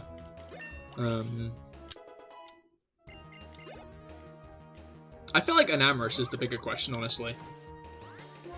Because, like, even if they did have future Pokemon... Not future Pokemon. Even if they did have Pokemon from later gens in a remake... Yeah, even if they had Pokemon from later gens in a remake... Like... It's raining right now, I should have thought of that. Even if they had Pokemon from later gens in the remake, like, Enamorous isn't necessarily, like, a part of the tree. In fact, you know what? It probably would be, now that I think about it. I'm sure it will be, since Pawniard and Bishop were introduced in Generation 5. I mean, yeah, but, what's it called?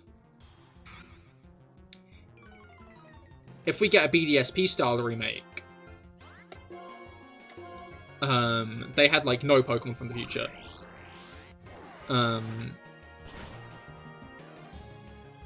Like... Oh, it's Sylveon. That's the example I'm thinking of. Sylveon isn't in BDSP. So... Would Kingambit be in a faithful Black and White remake? It really depends if we get a faithful one or not. Like, if it's Legends, if it's like a Legends style, then, like, it will definitely be in it. But... Anyway, I really don't think we're getting a Gen 5 remake this year, so... This probably won't be a question for another few years. At which point, maybe we'll have more... Oh! Oh, that's a redirect! Ibuki! Hello, thank you! Thank you for the redirect. And, welcome everybody to the stream. This is, yeah, I'm CahirLIVE, Pokemon streamer. And today I'm doing the Pokemon Black and White Treadmill Challenge. A Parattack Chomp, hello, hello. Welcome Mute, welcome formerly G, welcome Gleek, welcome K, welcome Commander Throw, how goes it? I hope you're all doing well. I hope your weeks have all been doing well so far. But yeah, today I'm doing the Treadmill Challenge. Simple concept. Basically, when we catch a new Pokemon, we take the oldest Pokemon on the team, and we get rid of them, and then we add the new Pokemon to the team. So, kind of like a treadmill, or a revolving door. Welcome Night Zone, welcome Linsgoth, how goes it? I hope you're all doing well. But yeah, we are on the way to Celestic Tower. Yeah, we're on the way to Celestic Tower at this point. We're just about to fight Skylar, I think, today. Sorry, late lag got you? No worries, no worries. No such thing as late.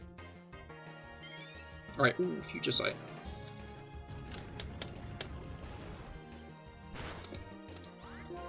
A gamble bet. That's true, I did, I was too focused on welcoming everybody.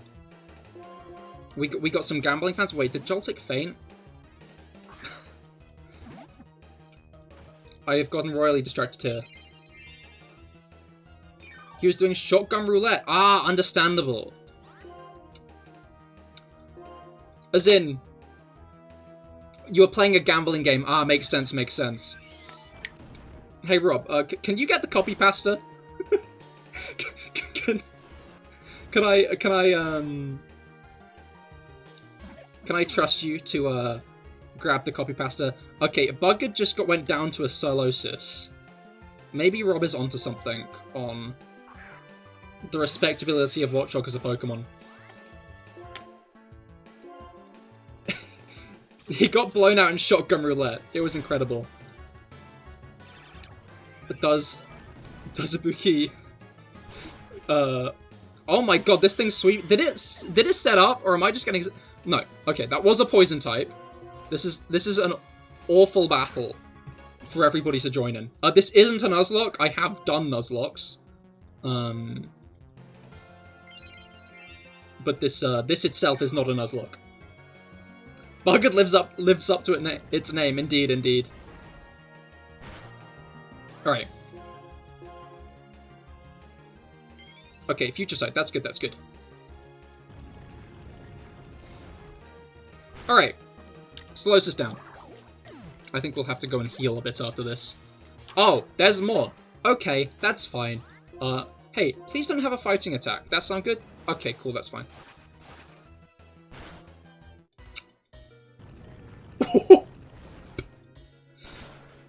I'll be honest. Little bit close there. Little bit close. Like, that could have gone better. And worse. Alright, why is Future Sight even a move? Yeah, I don't know, like, when you think, like, on paper, it's like, oh yeah, that sounds useful, being able to attack a Pokemon on a later turn.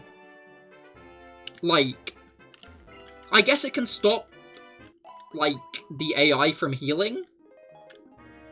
Your Gamble Past is being blocked? No!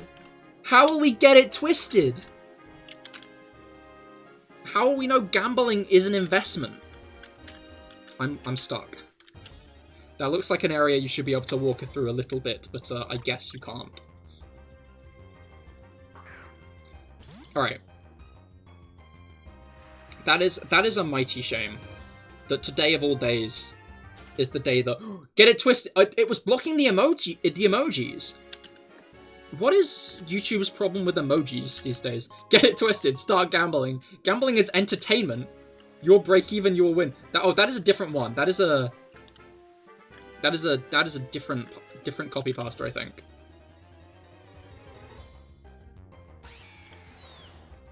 It's a similar message though.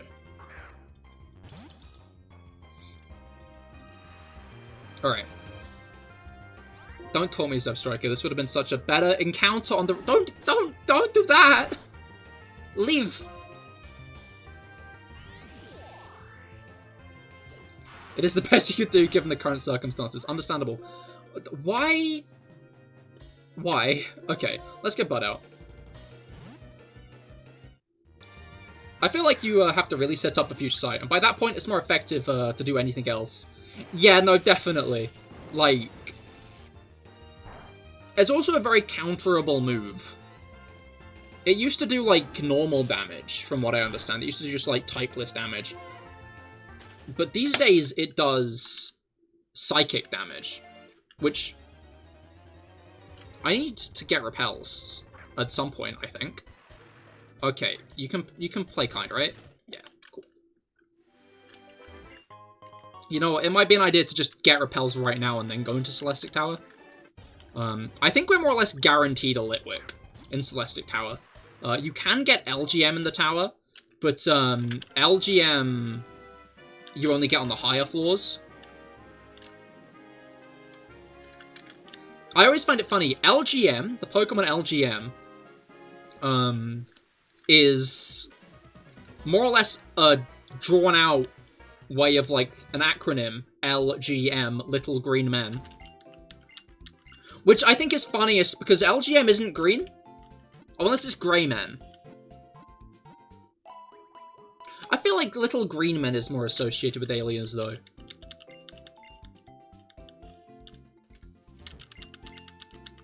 You could repel, but we know what the cooler option is. We do. I was gonna say, like, I'm gonna get repels, but this is because I keep getting decimated by literally everything in the grass because of my severely under-leveled team. Alright. It's a shame you can't ride on the rope walks with your bike. Because, like, from Sinnoh you think you would be able to, because of the really weird fallen tree logs. Alright, we should be ready to go in. I'm going to lead him with Charlotte, because I'm hoping to get a Galvantula before Skylar. Skylar being the flying gym leader. You just realized this isn't Emerald. You're wondering why the Pokemon look different. I might be green, but this is not Emerald, no. Yeah, this is black and white. which, very topical game at the moment, because once again the Pokemon fanbase are getting themselves hyped up for remakes that probably aren't happening. And if they are, it will probably be a disappointment, let's be real. I don't know, I don't like to be that negative. Maybe that's a statement I should retract, but... Oh, there's LGM. Okay. When we run out of Repel, we'll get the encounter. So if we get too high, maybe LGM will be on the table. Right. Simple Beam. Is that the one that changes your ability to Simple, or is that... Yeah, no, that's the... I always used to think Simple did nothing, but Simple is actually a very good ability. Because it multiplies stat changes. So if you use Swords Dance, you'd get +4. Right, yeah, this is who we want for Solosis. Maybe. Ouch, that hurt, but we outspeed, so it's fine.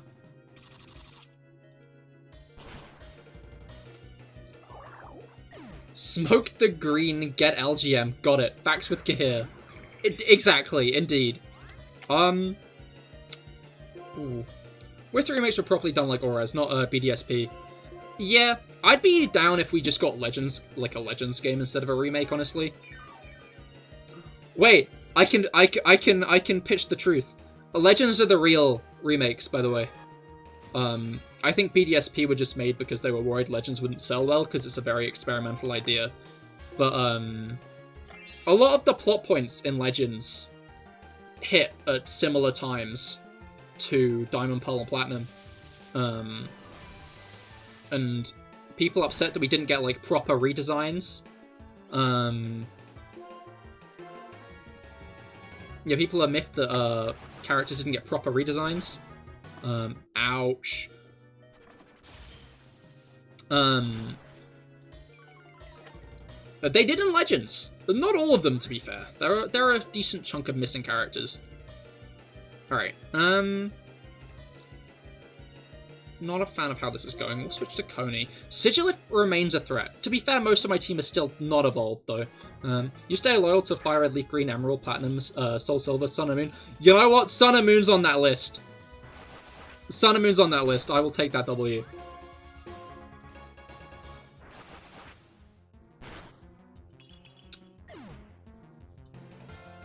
Okay, Light Screen wore off. Charlotte's probably quickest, right? Finding out the hard way is the best way to find out, I think. That's what I always say. I don't know. This isn't a Nuzlocke, so I'm gonna play riskier. Okay, that almost worked. Yo! You fool! Misplay of the century, if I do say so myself. Alright. But yeah, we'll see what we get. Honestly, like, I think best case scenario, no Pokemon game at all. Oh good, they're dumb, indeed. Alright, let's do a bit of healing. How many revives do I have? 1. I should maybe invest in a few of those. Yeah, this is like, it's not like Baby's Only Run. Oh, I should get the encounter, actually, now that I think about it.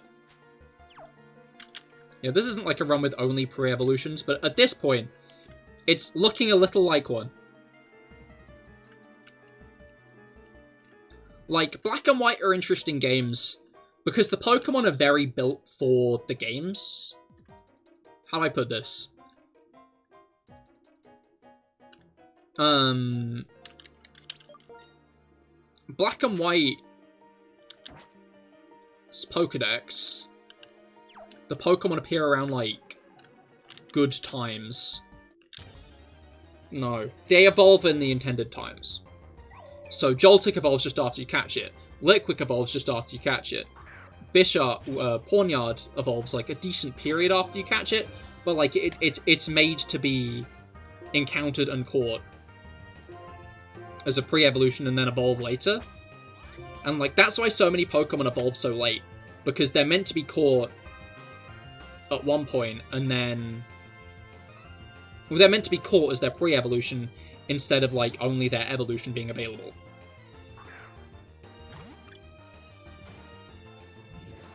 You know what? That's the best move you could have made. Because one-shotting Bud, I wouldn't have appreciated.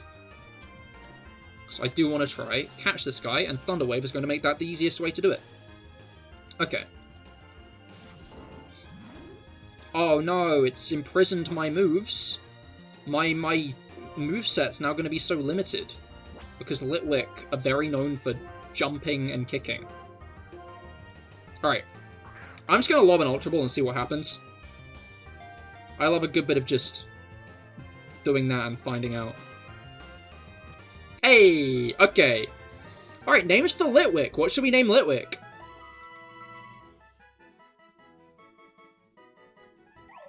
Litwick will be an interesting Pokemon. I'll be interested to see if we actually get it evolved before we have to get rid of it. Now we're getting rid of Whirlipede for Lumiere. Oh, I like that one. Lumiere. Oh, I see very themed names for Litwick. Everyone's on the same wavelength. Flame length? No, not really. Alright. Only candle character you can think of. I mean, that is fair. It is the main one. I'm not sure I could think of any others either. Alright. Let's go and get Lumiere out the box and release Whirlipede. For that is the nature of this challenge. Our team is ever flowing like the sands. Okay. Bold nature. Alright. Good, the Whirlipede. You did us pretty well, honestly. Like, Whirlipede arrived at just a very bad time. Let's get some 07s. Let's get some 07s for goods. Yeah, it joined the team at a very bad time, I think. That being right before the Electric Gym and Ground Gym. Alright. So they didn't implement letting us choose which to keep after, until after Black and White. Yep, that was a Sun and Moon mechanic, actually. I mean, Sun and Moon as games were, like, when they first really started focusing in on, like, the Pokedex. Because Sun and Moon was when they always showed you a Pokedex entry. Like, even after Evolution. Because before Sun and Moon, obviously, I was going to say, I did get full heals, right? I think I did somewhere. But I'll just use a burn heal for now. No, it's sad. Pokemon had some very odd design choices. So many obvious things to implement. Yeah. It's nice to see them now. Like, it's nice that we got them eventually, at least.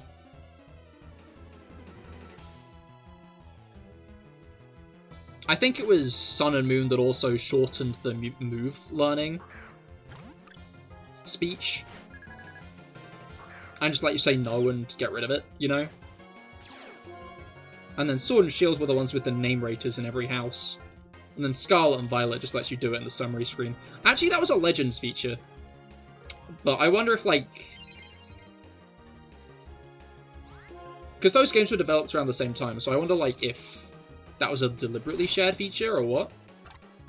To be fair, it wouldn't surprise me. Alright.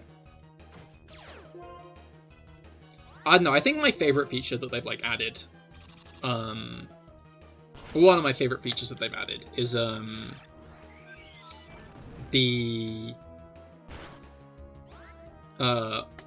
addition of the heal button that just uses healing items in your bag to heal Pokemon from, like, the pause screen.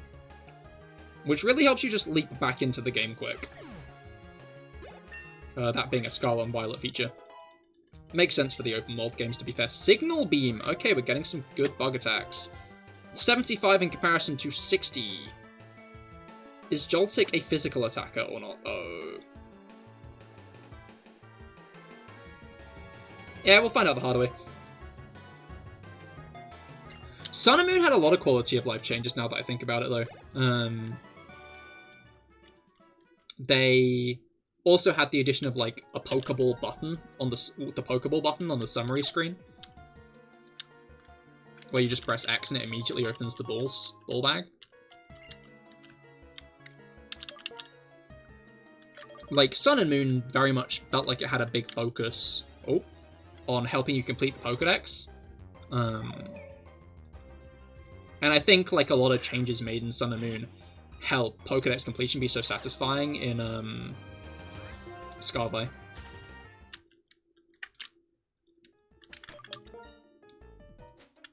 It's like the combination of that and Pokemon appearing in the overworld. Well, the varying things from Sun and Moon and Pokemon appearing in the overworld that, like, makes it very fun to just catch all the Pokemon. Alright.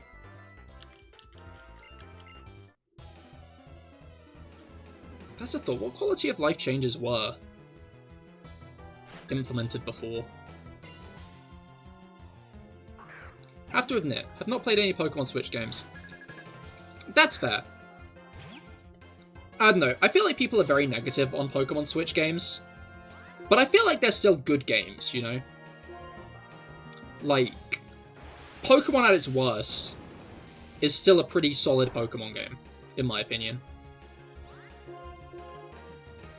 Like, it's still a solid game, in my opinion.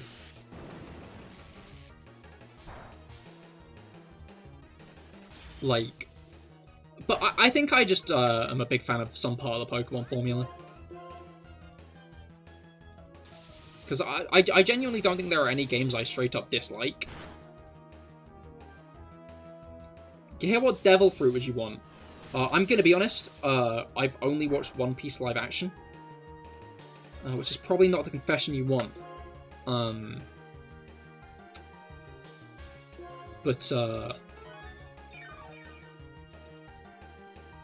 So I'm not entirely sure of the full list of options.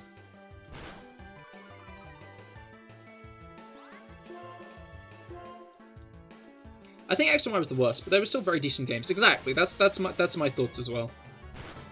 I'm not sure I'd go with XY with the worst, honestly.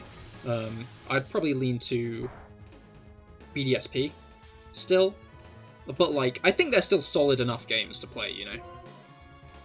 Like if you want to play Pokemon,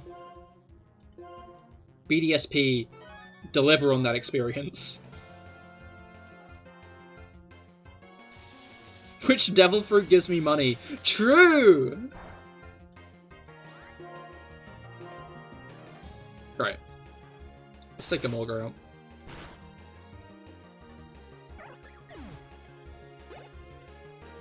Yeah, Charlotte might actually get evolved. Maybe? I might be jumping the gun, actually. You know what? No, in the gym. Like, we've got the gym after this, so I think Charlotte might actually get an evolution. Which would be very solid, in my opinion. Anyone watch the Partner Direct today? I watched a little bit of it. But it quickly dawned on me that they're probably not announcing another Fire Emblem in it. And I don't think they did, so... I don't know if intelligent systems are too close to Nintendo. I mean, I can live without swimming, but not without money. I guess Luffy or Buggies. Yeah, I think Buggies would be a cool one.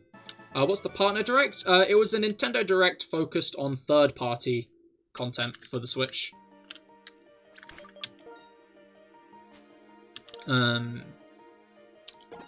So they announced stuff like Shin Megami Tensei 5 DLC, I think it was.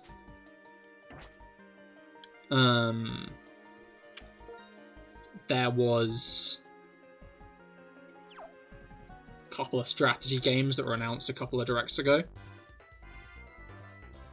There's a new Super Monkey Ball thing I saw. As well as an interesting platformer that seems to basically give you stands. I'm going to describe it like that, but it seemed more interesting than just that. Like, I might actually pick that one platformer up. Fantasy Life 2 was a surprise. Ah, fair. I'm gonna be honest, I'm not too familiar with the franchise. Protect! Alright. Let's try that, like, again.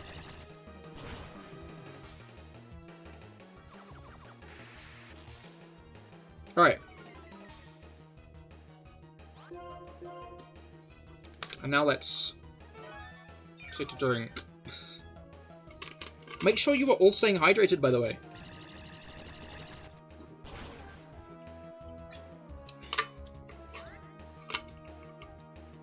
Alright.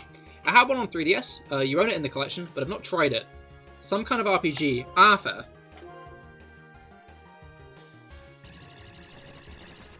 Alright. I wonder if we'll get an actual direct later on in the year. I don't know, the Switch is, like, winding down at this point. Rumors are the next console is going to be early 2025. So, I'll be interested to see if we get another direct and what's even part of it. So I'm guessing we'll just be getting, like, smaller scale games until the new console releases. Because, I mean, I'm assuming they're going to want a nice lineup of absolute bangers to launch the new system. Alright.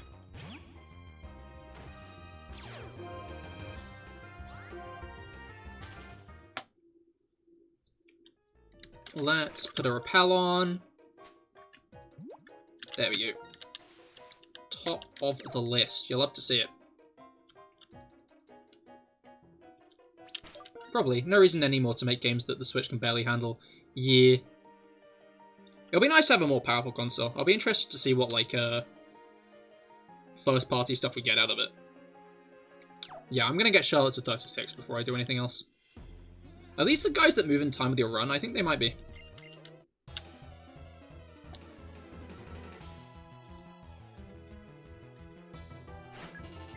Alright. It'll also be interesting to see what Game Freak can do on a better console.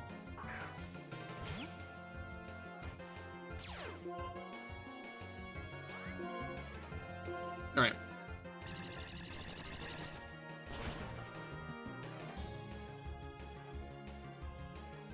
Oh yeah, I did get that multiplayer Honey I Shook the Kids game from Xbox.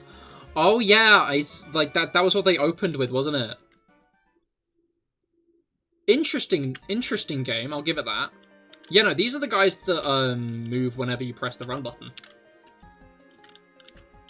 Which is an interesting mechanic. It makes them very avoidable, if you know what you're doing. Technically all trainers move when you press the run button, but these guys move in a random direction instead of looking towards you.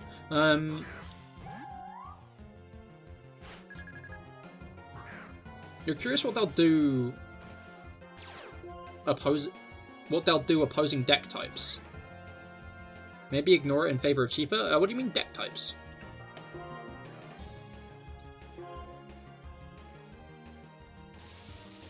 Alright.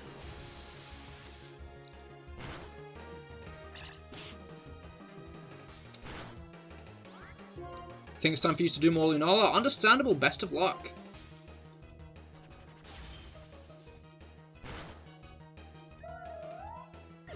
Oh, Steam Deck and like, I see. I mean, yeah, they tend to just,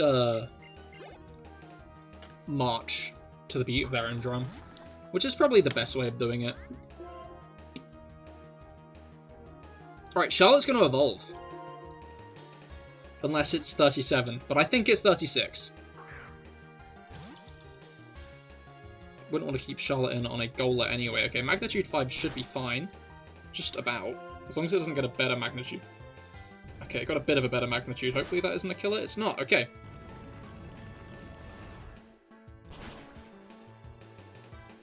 Yeah, rumors are currently that it's going to be about, like, PS4 Pro level. It's like, specs-wise. Oh, it is now! Okay, cool. Okay, that's nice. Galvantula for Skylar's going to be peak. Genuinely going to be so useful. Because her ace is Swanna. So I guess even if we don't get our own, we will get to get a glimpse of a Swanna. Do do do. Ba-da-ba-da-da-da-do. Ba-ba-da-bum. I feel like I used a Galvantula recently.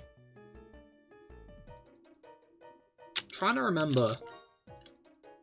G-Only challenge. I did use a Galvantula recently.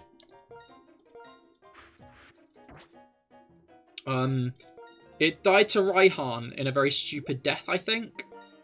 Unless I'm mistaken.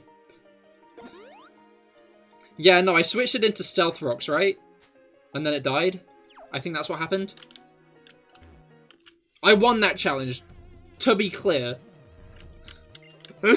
I understand between that and almost wiping to that one ranger. I'm not making the best image of myself as a Pokemon player. to all the people from the redirect. One problem with improved graphics, bug types freak you out more. Oh, that's true. I wonder if they will go that kind of direction. I feel like they're going to... I feel like they're more likely to pivot back, you know? Like, bugs are not all that appreciated. As devastating as I think that is.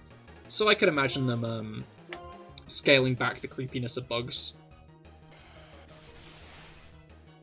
Alright. I think it was Grookey, but the Galvantula did die.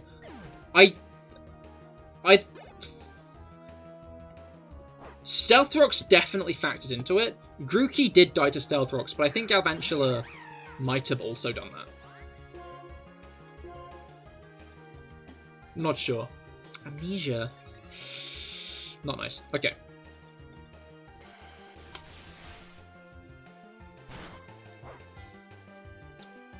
Alright. No, we'll use Coney. I was going to use Charlotte, but I think Coney will be a better bet for now. Because when does Coney even evolve? Like, I feel like we should have our Vanillite. No. Vanillish by now. And Vanillux is the final evolution. Okay, this should do good damage, but it might not do that much. Like, Subat's currently specking its special defense. Yeah, okay, that did some damage. Let's go Mirror Shot. We might outspeed. We did not. Hopefully we can hit the Mirror Shot. This might not do that much damage, honestly. I hope Coney gets better ice moves soon. Uh-oh.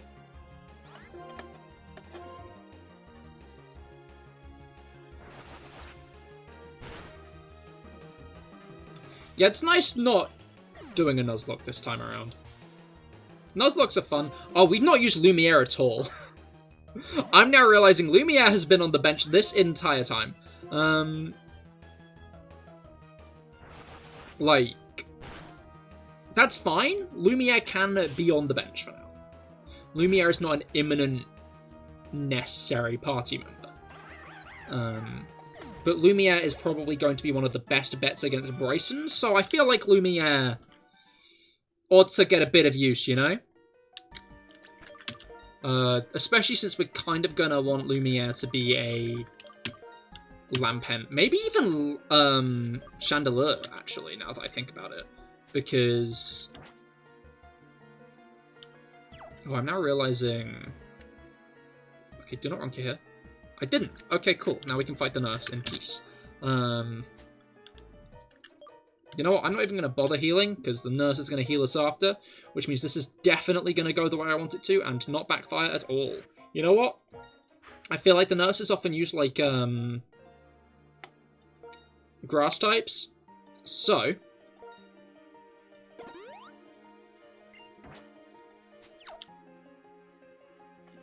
Alright. They can be funny, but if unlucky, they can be absolute bullshit. Yeah, no, definitely. But I feel like that's kind of the luck of the draw with the Nuzlocke, you know? That's why it's a good, I think, to have some variety in the challenges I do. Alright. There will be another Nuzlocke on the channel at some point. I still need to reattempt the X Hardcore Nuzlocke, honestly.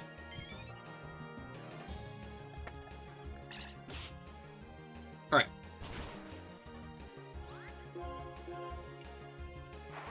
Flatter. Like, you've literally just buffed me. Like, I might hit myself here.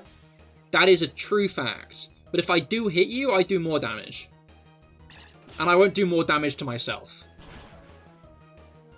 Like, Flatter confuses me so much as an attack. Because, like, on paper it makes sense, you know? Oh, it's a special version of Swagger. But the point of Swagger is that... yeah, the point of Swagger is that, like, confusion is based off of attack. Like, hitting yourself in confusion is based off of attack. So if you sharply raise your opponent's attack, they might do more damage to you if they're a physical attacker, but they're going to do more damage to themselves if they hit themselves, you know? It's a, like, a risk-reward type situation. That was a future sight attack. That did, like, a little bit more damage than I would have liked. But yeah, like, Flatter doesn't make sense. We lived. Alright. Yeah, Ghost died to Raihan's Duraludon, then you sent in Gronk into Stealth Rocks. I mean, Gronk had an accident. I mean, yeah, it was a bit of an accident there, isn't it? But to be clear, I think I sent Ghost in that turn that it died to Duraludon. Alright.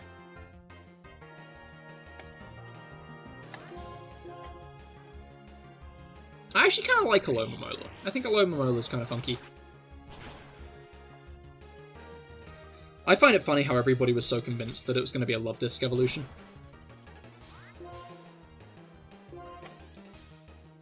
Like, I kind of see it in that they are both pink fish. I feel like Love Disc's inspiration... yeah, no, their inspiration Pokemon are very different, though. Because as far as I'm aware, Love Disc are based on Garami. Who... like... yeah, they're based off of Kissing Garami, who... are often seen, like, touching mouths together as if they're kissing. What they're actually doing is fighting. They're actually having a face battle. And then, of course, Alomomola is based off of Sunfish. But then again, it's not like evolution's always made that much sense.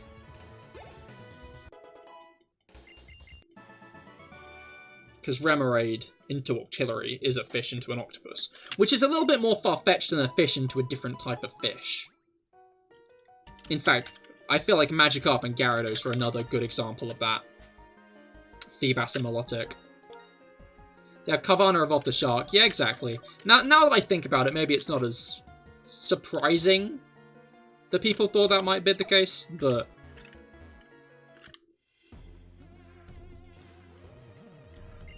alright. A little more far-fetched, but well, Magikarp is a Japanese legend. It is. But I'd say that doesn't entirely, like... it's still a fish evolving into something you wouldn't expect, which kind of is in line with saying Love Disc, a Gurami would evolve into a sunfish.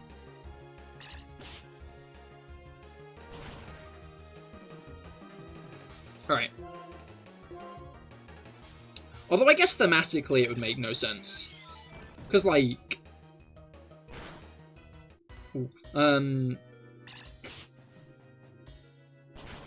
Remoraid, a pistol, evolving into Octillery, a tank. Makes sense. And then Carvanha, a piranha, evolving into Sharpedo, a shark, also makes sense, if a little reductive.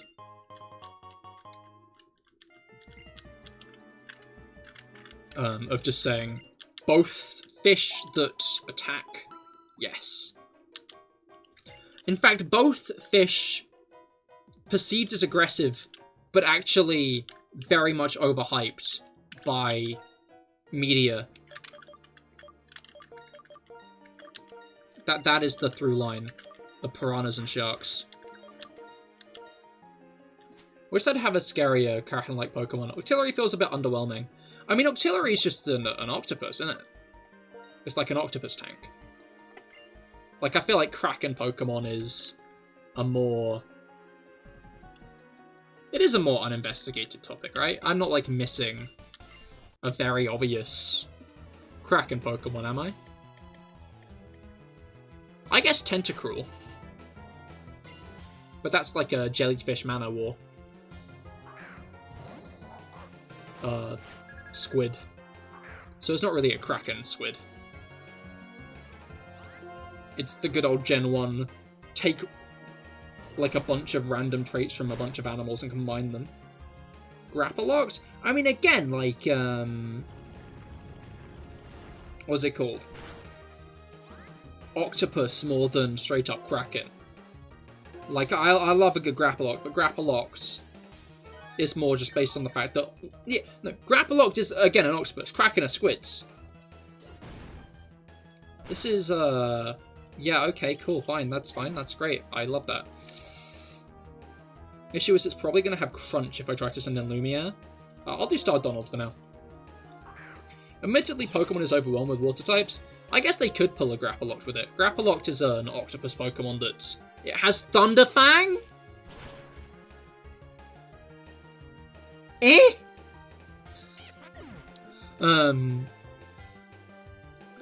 Grappaloct is pure fighting, even though it's an octopus. And it lives in the water. As featured in one of my shorts recently, actually. Okay, don't one-shot, don't one-shot, don't one-shot. We didn't one-shot. Well, I guess that leaves Inkay and Malamar.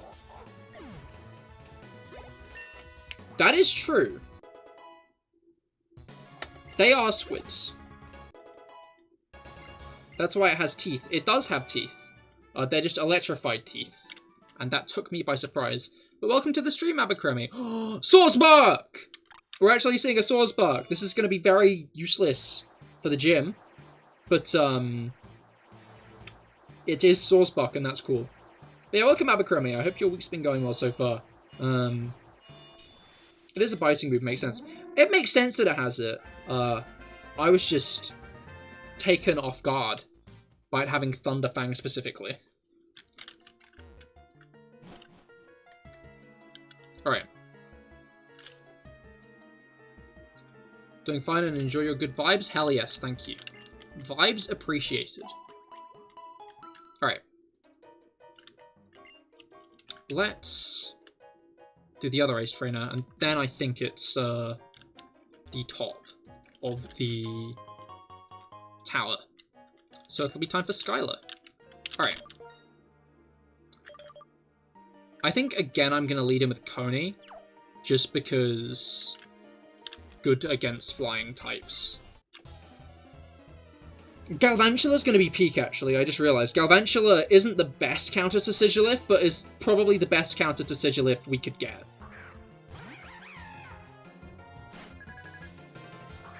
Like, if we switch it incorrectly, I'm sure Galvantula will do great against Sigilyph. I wonder if Galvantula can get any setup moves. Could be good to just try to sweep Skylar. Do love a good sweep. Alright. That is the most interesting thing I found out about this challenge, is it makes you think more about how they put Pokemon, specific Pokemon, before gyms, specifically to help you. And I feel like Black and White is very, like, deliberate in its Pokemon placement. As I said with, like, when they evolve and stuff. But, like, additionally, you only get Patrat, Lillipup, and Purloin before... in the wild, before Strife and City Gym. Strife and City Gym being a gym that changes its type specifically to beat your starter. And then they give you an Elemental Monkey that beats the Gym Leader type. So it's like an interesting tutorial on type advantages. And then you find Timber and Throw and Sork before Lenora. You find Darumaka and I think Tranquil does start appearing just before Castelia. But you get Darumaka and Tranquil before Castelia, before Bug. There's the Desert Resort, which is obviously a bunch of ground types. And then you even get a couple of grass types just before Elisa. Okay, can we, like, attack it, please? Uh-oh. You know, I'm starting to think,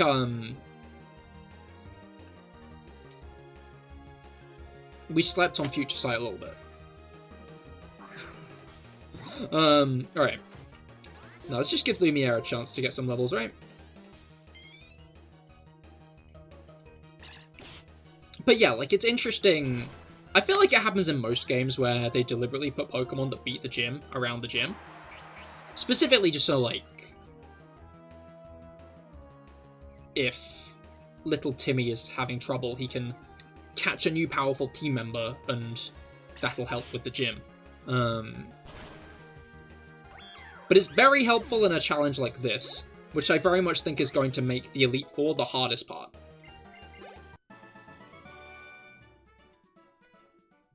Alright.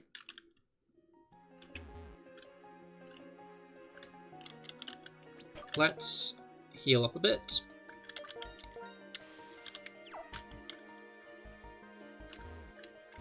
And get Shadow Claw. Ooh, very nice. Don't mind if I do. Alright. And now we are at the top.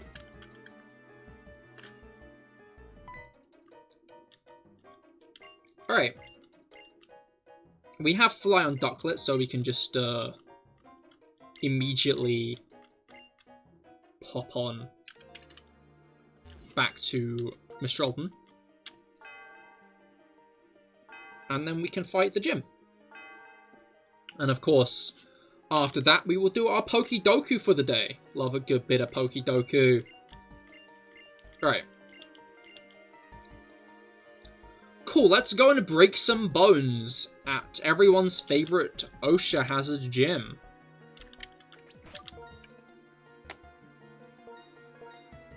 Like, Skylar is an interesting character because she demonstrates that there's actually no safety regulations in gym puzzles.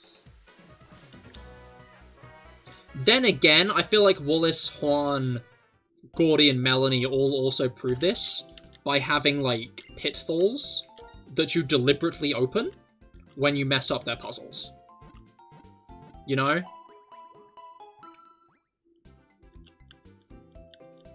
I'd say, like, Olivine Lighthouse also was designed with very little safety laws. What about the Pokeball suggests OSHA is a thing? You make a very good point. Morty Gen 2, that is also true.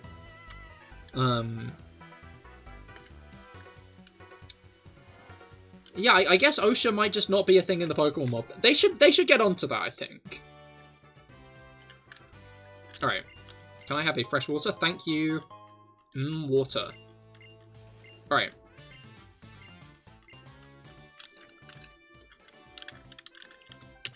Now then. Okay, yeah. Coney's up front. Coney's who I want up front. At least Morty teleports you to the start. That is true. Melanie and Gordy also do that, but Juan instead makes you fight a basement full of little girls. I feel like someone should look into that. Alright. But Surge? Wait, how does Surge trap forever? His gym is...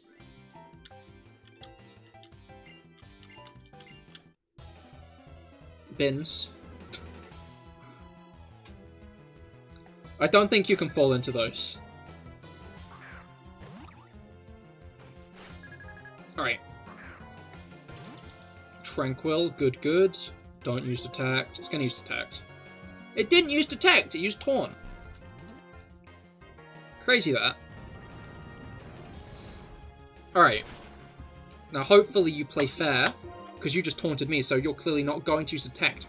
You'll have to see it. Alright.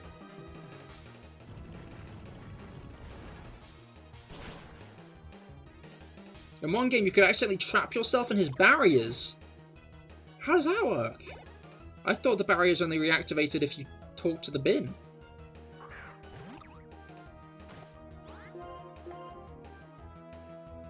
Alright. Youch. As in, talk to the wrong bin.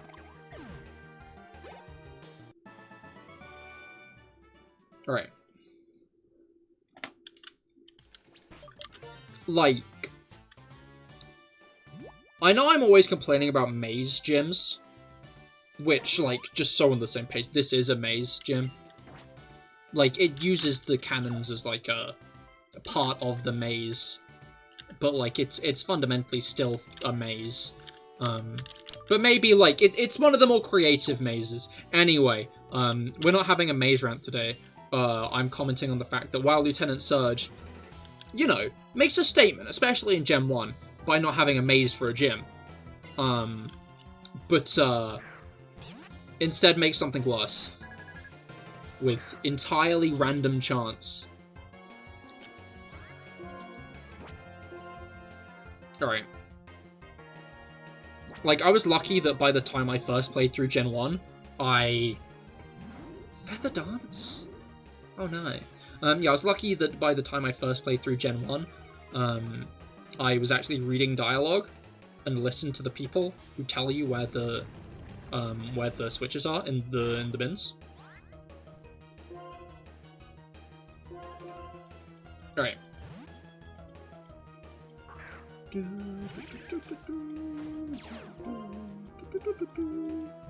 You can feather dance me again, you fool, but I'm a special attacker.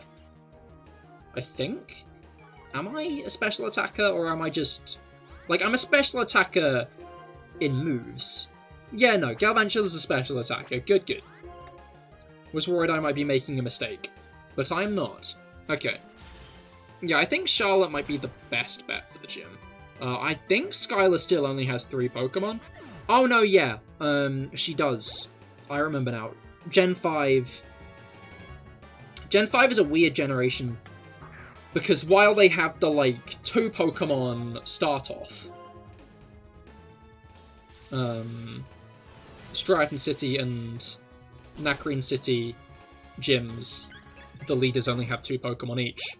The rest of the game only has 3 the rest of the game, the gym leaders only have 3 Pokemon each.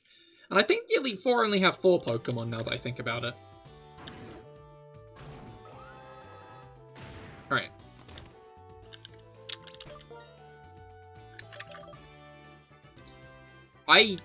I'm on surprisingly good health. I feel like I shouldn't be. I'm now realizing I don't think those ducklets used a single attacking move on me, though, so I guess that does make sense. Alright. Pilot Ted. With more ducklet, of course. They're all trying to be like their idol, you see. Alright. What's your favorite gym leader team? Oh, that's a hard one.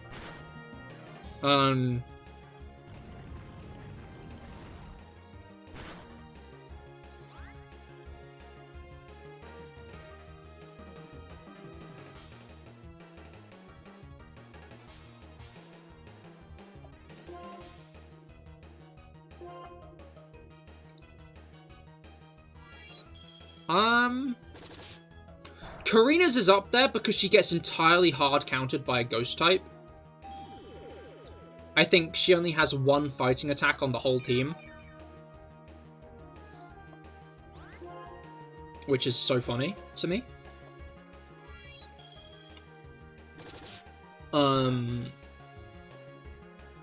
But that's not, like, favorite for a good reason, you know?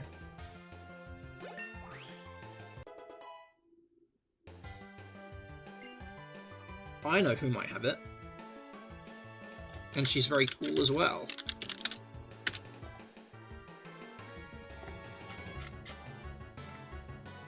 Right, she doesn't have it in this one.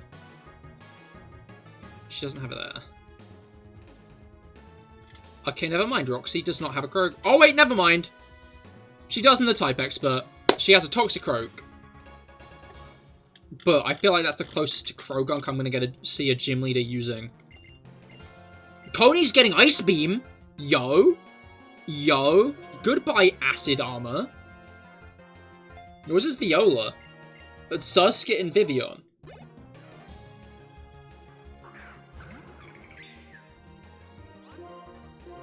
I use Taunt instead of Ice Beam.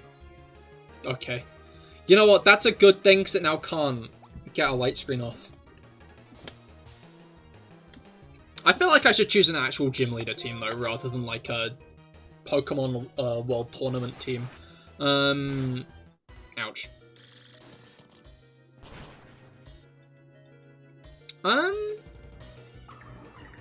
Bugsy, Scyther.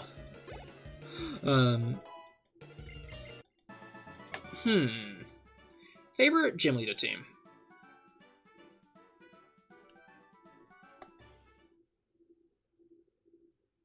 Yo!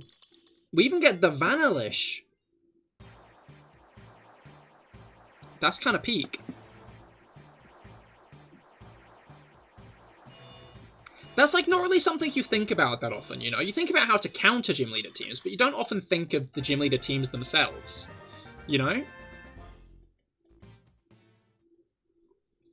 Like, a gym leader team is an interesting one, because it's not about, like, the gym leader themselves. It's about the Pokemon that they're using, you know? So, like, while you might want to, like, factor in, you know, how much you like a specific gym leader, kind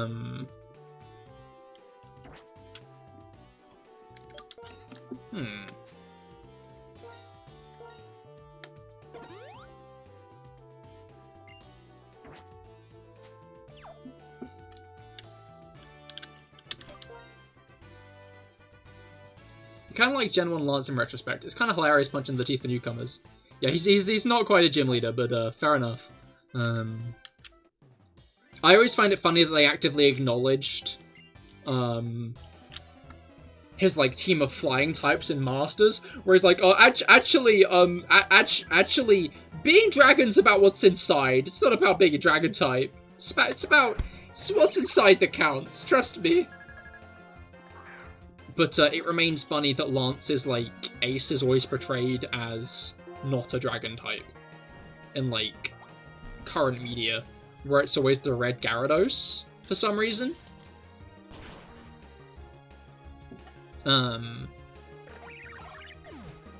Just remember someone's favorite team is Whitney. Well, just remember someone's favorite team is Whitney. I mean, Whitney is, like, a funny team to, like, put a new player up against.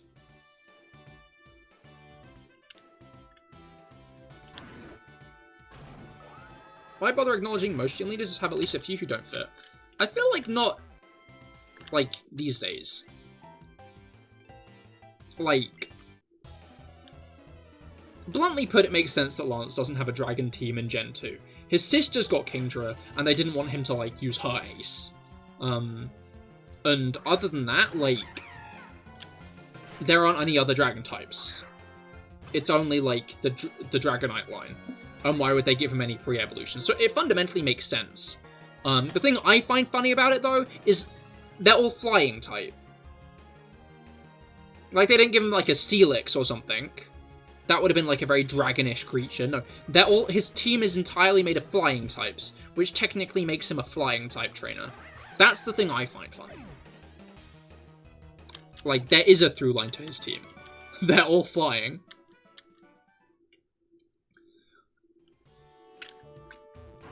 But it is true that, especially in Gen 1, what's it called?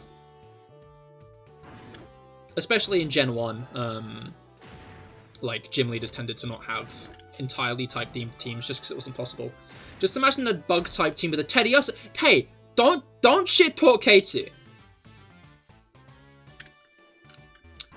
Honestly, like, the main reason I feel bad about Katie's ace being Teddiursa is because she never gets to use an Ursa Ring. Not Ursa Ring, Ursaluna. Like, they had to make her ace Teddiursa. The game after Ursa Ring got an evolution that is now canonically extinct. Except Blood Moon Ursaluna, which I guess is an exception. Which is even worse. Why doesn't Katie get an Ursaluna then? Like, not even, like, in... like, final rematches does she have an Ursaluna. It's always Ursaring still. Like, they really did her dirty. I'm gonna be real. Poking the bear, quite literally. Exactly. Alright. I'm gonna lead with Charlotte.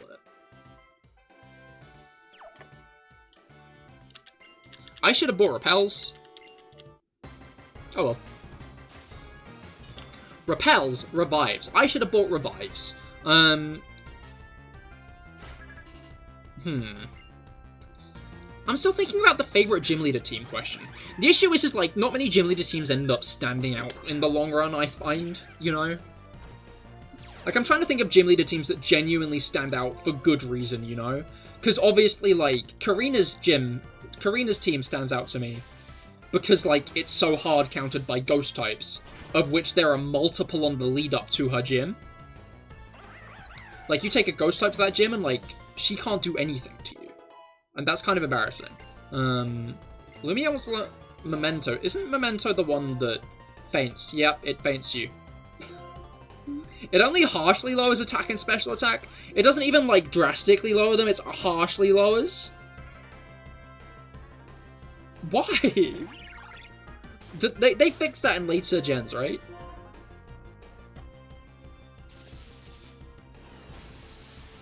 If there was, like, a normal type gym leader with, like, a genuinely interesting normal team, then I'd put my vote in for them. But, like, normal type gym leaders tend to be very normal people, you know? Like, I appreciate Larry has a Staraptor on his team, but oh wait, Larry's Staraptor is his Terra type, which means it's only normal type when he actually uses it. I just swept Skylar with Galvantula. Like, entirely swept her. Like, I hate to say it. I really hate to say it, Skylar.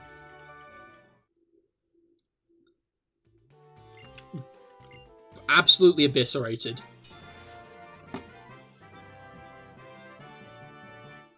Someone get this woman a Gliscor. Or a Landorus. Those are Unnovan. Alright.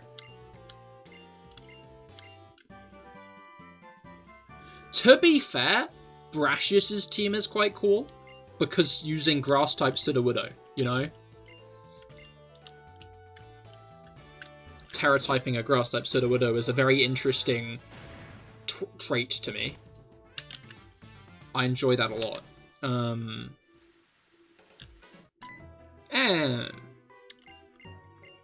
right.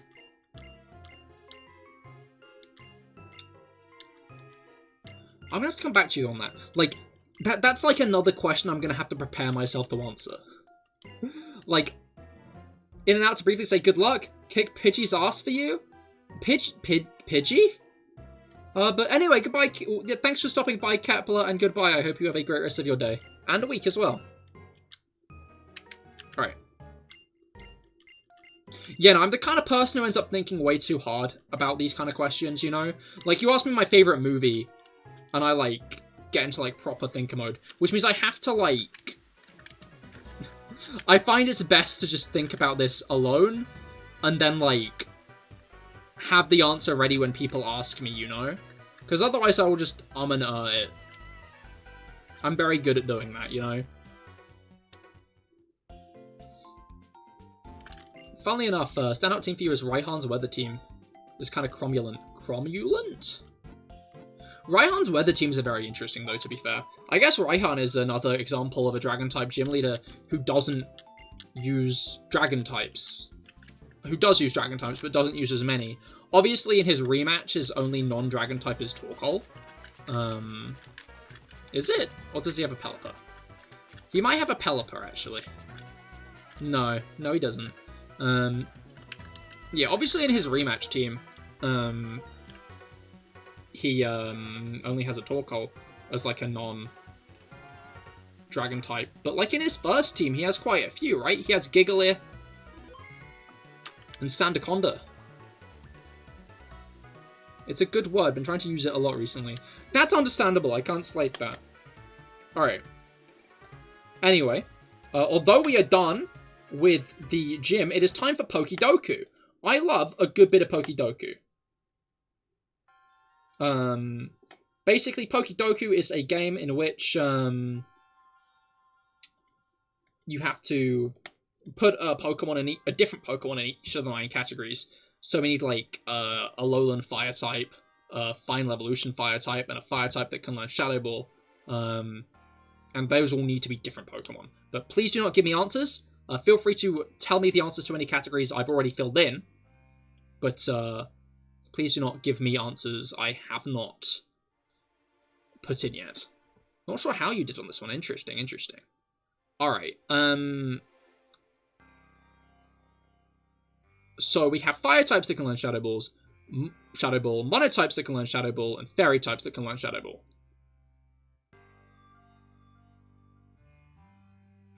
I'm gonna take a risk here. Hey! Ceruledge can! Like, can learn moves is probably one of the most irritating categories, because, like, I don't fucking know! Why? I don't memorize movesets? Like, it's good that it's only been, like, very high caliber moves so far. Like, Shadow Ball, like, Clefable can probably learn Shadow Ball. Maybe? I could see Clefable being able to learn Shadow Ball, because Gen 1 Pokemon can always learn, like, so many attacks, but I'm not sure if I'm actually going to put Clefable. I might. So we had to run to with Dog Beat the Gym. Indeed we did, and now we're doing Pokidoku, where we have to fill in all 9 categories with separate Pokemon. Please do not tell me answers to categories I haven't filled in yet, though. I do like to do it on my own. Alright, Alolan Fire types. Obviously Turtonator, Salandit, Slazzle, Litten, Torracat, Incineroar, Blacephalon, Alolan Marowak.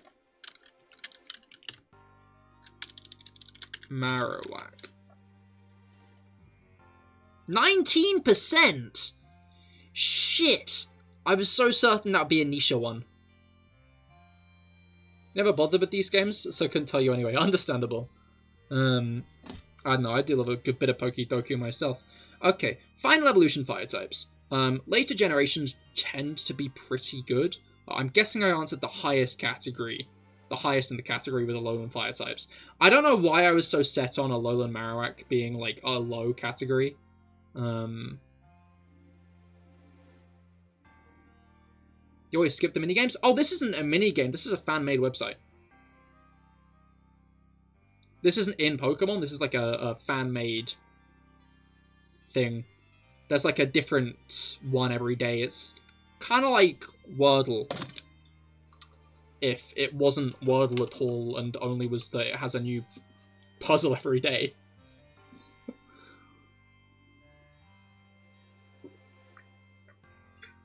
But I enjoy ending streams off with it. Alright, Final Evolution Fire types. Obviously Scarlet and Violet are going to be the best place to go to for that, I think. Although I will say Chandelier often ranks lower than you'd expect. Part of me is wondering about Centiskorch. Okay, Centiskorch and Scovillain are my main 2 thoughts right now. Trying to think of other fire types in Paldea. Alright, Armarouge.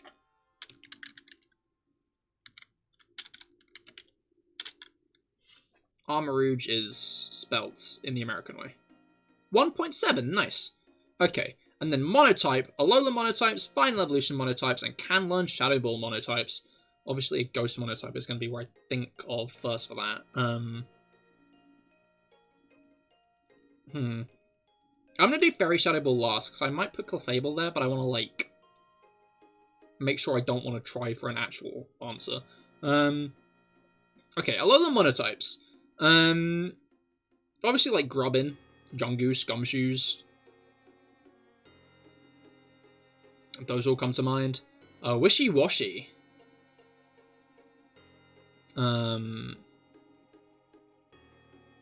Is another one.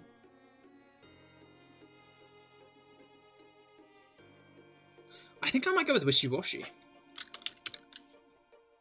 Oh, Wishy-Washy solo and school. I'll put school. 2.3. That's pretty solid. Final evolution monotypes. Again, I feel like later gens are probably the best options for that. Garganical is like the first one that comes to mind on that front. I'm pretty sure that's pure rock. It might be rock ground, actually. Pretty sure Palafin is pure water. But I feel like Palafin might be a popular one. I almost said Goldengo for some reason. Oh, Titan. Nice. 0.3. Okay, and the monotype can learn Shadow Ball. Obviously, I think my main goal there is going to be to immediately go to pure ghost types. Which are Cofagrigus, Mismagius. I think Yamask can learn it. I feel like Final Evolutions are safer bets. I wonder if Yamask can, though. It might be able to. I'm gonna put Cofagrigus. 2.1. Pretty solid. Okay, and then Alola, Final Evolution, and can learn Shadow Ball in the Fairy type category. Obviously, Alolan Ninetales, I think maybe Alolan Vulpix, but I'm not certain on that. Cutiefly and Ribombee, Primarina. Are there any Fairy type Ultra Beasts? Ultra Beasts tend to be very, like, specific types, I find. Like Bug, Steel.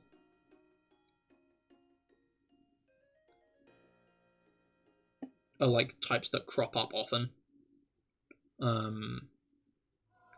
Like, I guess aggressive is the word that comes to mind in like terms of Ultra Beast types, so I don't think there are any Fairy Ultra Beasts. There are a decent chunk of Fairy Pokemon in Alola, though. Obviously, the second region to add Pokemon who started with the Fairy type, because Fairy type was introduced the gen before. Glad we got our first Fairy starter in Gen 7.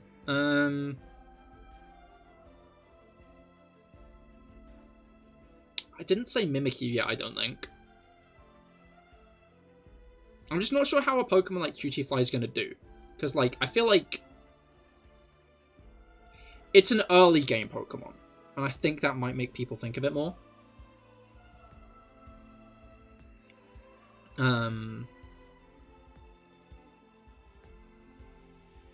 Literally all the Tarpus are Fairy type. I'm gonna go Cutiefly then. 8.3.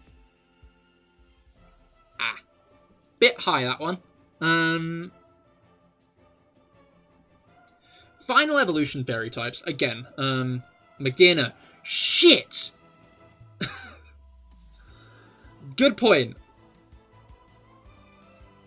Really should have thought of Magina. Magina always slips my mind, I'll be real. Okay, Fairy type Final Evolutions. Again, later generations tend to be the best on that front.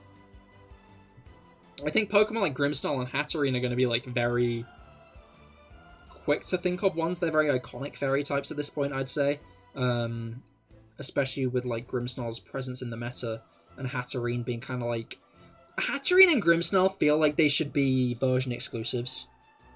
It feels like Impidimp should be on one, and Hatterene in the other, and Hatenna in the other. But no, they're not. They always coexist in the games they're in. But they feel like a duo in my head. I guess that helps that, like, Marnie and Bede each use one. But Final Evolution Fairy types. I feel like it should be more obvious than my brain is making it. What does Ortega use? I'm gonna facepalm when I remember the Poldean Fairy types. I know it. One just, like, grazed, like, the tip of my brain. But then left, you know? Like, I almost remembered it. but then I, like, kind of looked at the thought manifesting, and kind of, like, a particle becoming a particle instead of a wave. And much like an electron becoming a particle when you look at it instead of a wave. It, like, vanished. Starmobile Rev Room, exactly. That is the exact answer I was looking for. Alright.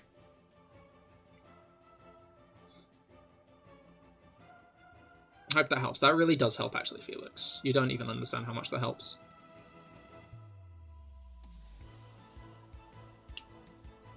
I got nothing. Octavia? Octavia?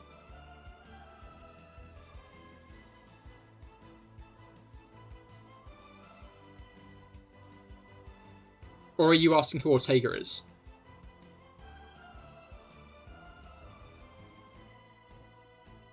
Right, I'm gonna put... Am I gonna put Hatterene, or am I gonna think of other fairy types in Gen 8? Oh, is Mr. Rhyme fairy?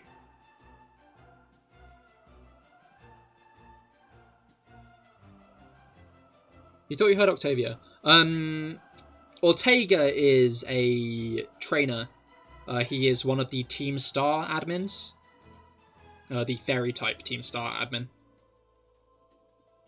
I'm gonna put Hatterene. This might be a mistake, but I'm gonna put Hatterene. 4.3, you know what? That's pretty solid. I'm gonna put Clefable for Can Learn Shadow Ball. I feel like Clefable can. It's can! I got it right! Yo, even with such a blunder, I got 47. The most unique is 14.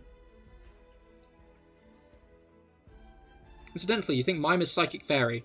Mr. Rhyme is a Galarian evolution of Mr. Mime. Gala Mr. Mime is Ice type. So Mr. Rhyme is Ice Psychic. You got Weezing there. Oh, that's so smart. Oh, Dashbun, of course. Dashbun ranked pretty low, actually. Shiinotic ranked higher than I thought. I forgot Tinkaton? 21, yo. That's very good. Okay, Mega Mawile was the best there. Togepi can learn it. Mega Ordino, Magina, that makes sense, Magina was obviously the lowest here. Shiinotic. Tapu Koko was lower than, like, Cutiefly. Wait, was Tapu Koko the lowest Tapu? Yes, Tapu Koko was the lowest Tapu. I guess if you remember Tapu Koko, you're probably going to remember the other ones, and Tapu Koko taking such a central spot in the game means you're going to assume it's the first one. 23. Forgot to include like 3 of your faves, so still one in your heart. If I didn't put Marowak, I would have gotten 27. Yeah, I was still doing not great. Anyway. Alright. Zorora ranking low consistently is interesting to me. It makes sense, it's a mythical. But Zorora is probably one of the most had mythicals because of the event where they tried to get 1 million raid battles to get a shiny Zorora, or for people to get shiny Zorora, and Main Shot will never fail for you and Cluitza. That is true, that is true. You did get very good scores with that. But yeah, I think that is going to be where I end things for today. This Friday, I think, since there's been no raid announcements or anything, we will be doing Pokemon Sword and Shield Dynamax Adventures. I'm looking for shiny Necrozma in those, so I'd highly recommend stopping by.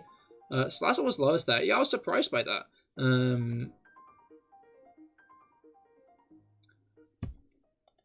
Goon Squad did... Oh my fucking god!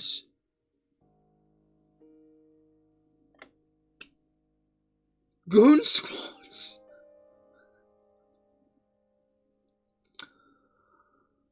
I just realized Goon Squad's picks. Alright, thanks all for stopping by. The Ceruledge sneak indeed. Thank you all for stopping by. I hope you've all had great times. I certainly have. I will see you all on Friday for some Dynamax Adventures. The next one of these streams will be on Saturday. What words am I looking for here?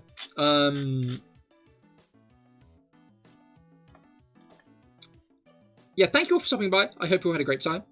Thank you for the redirects as well. I hope you'll have great rest of your weeks.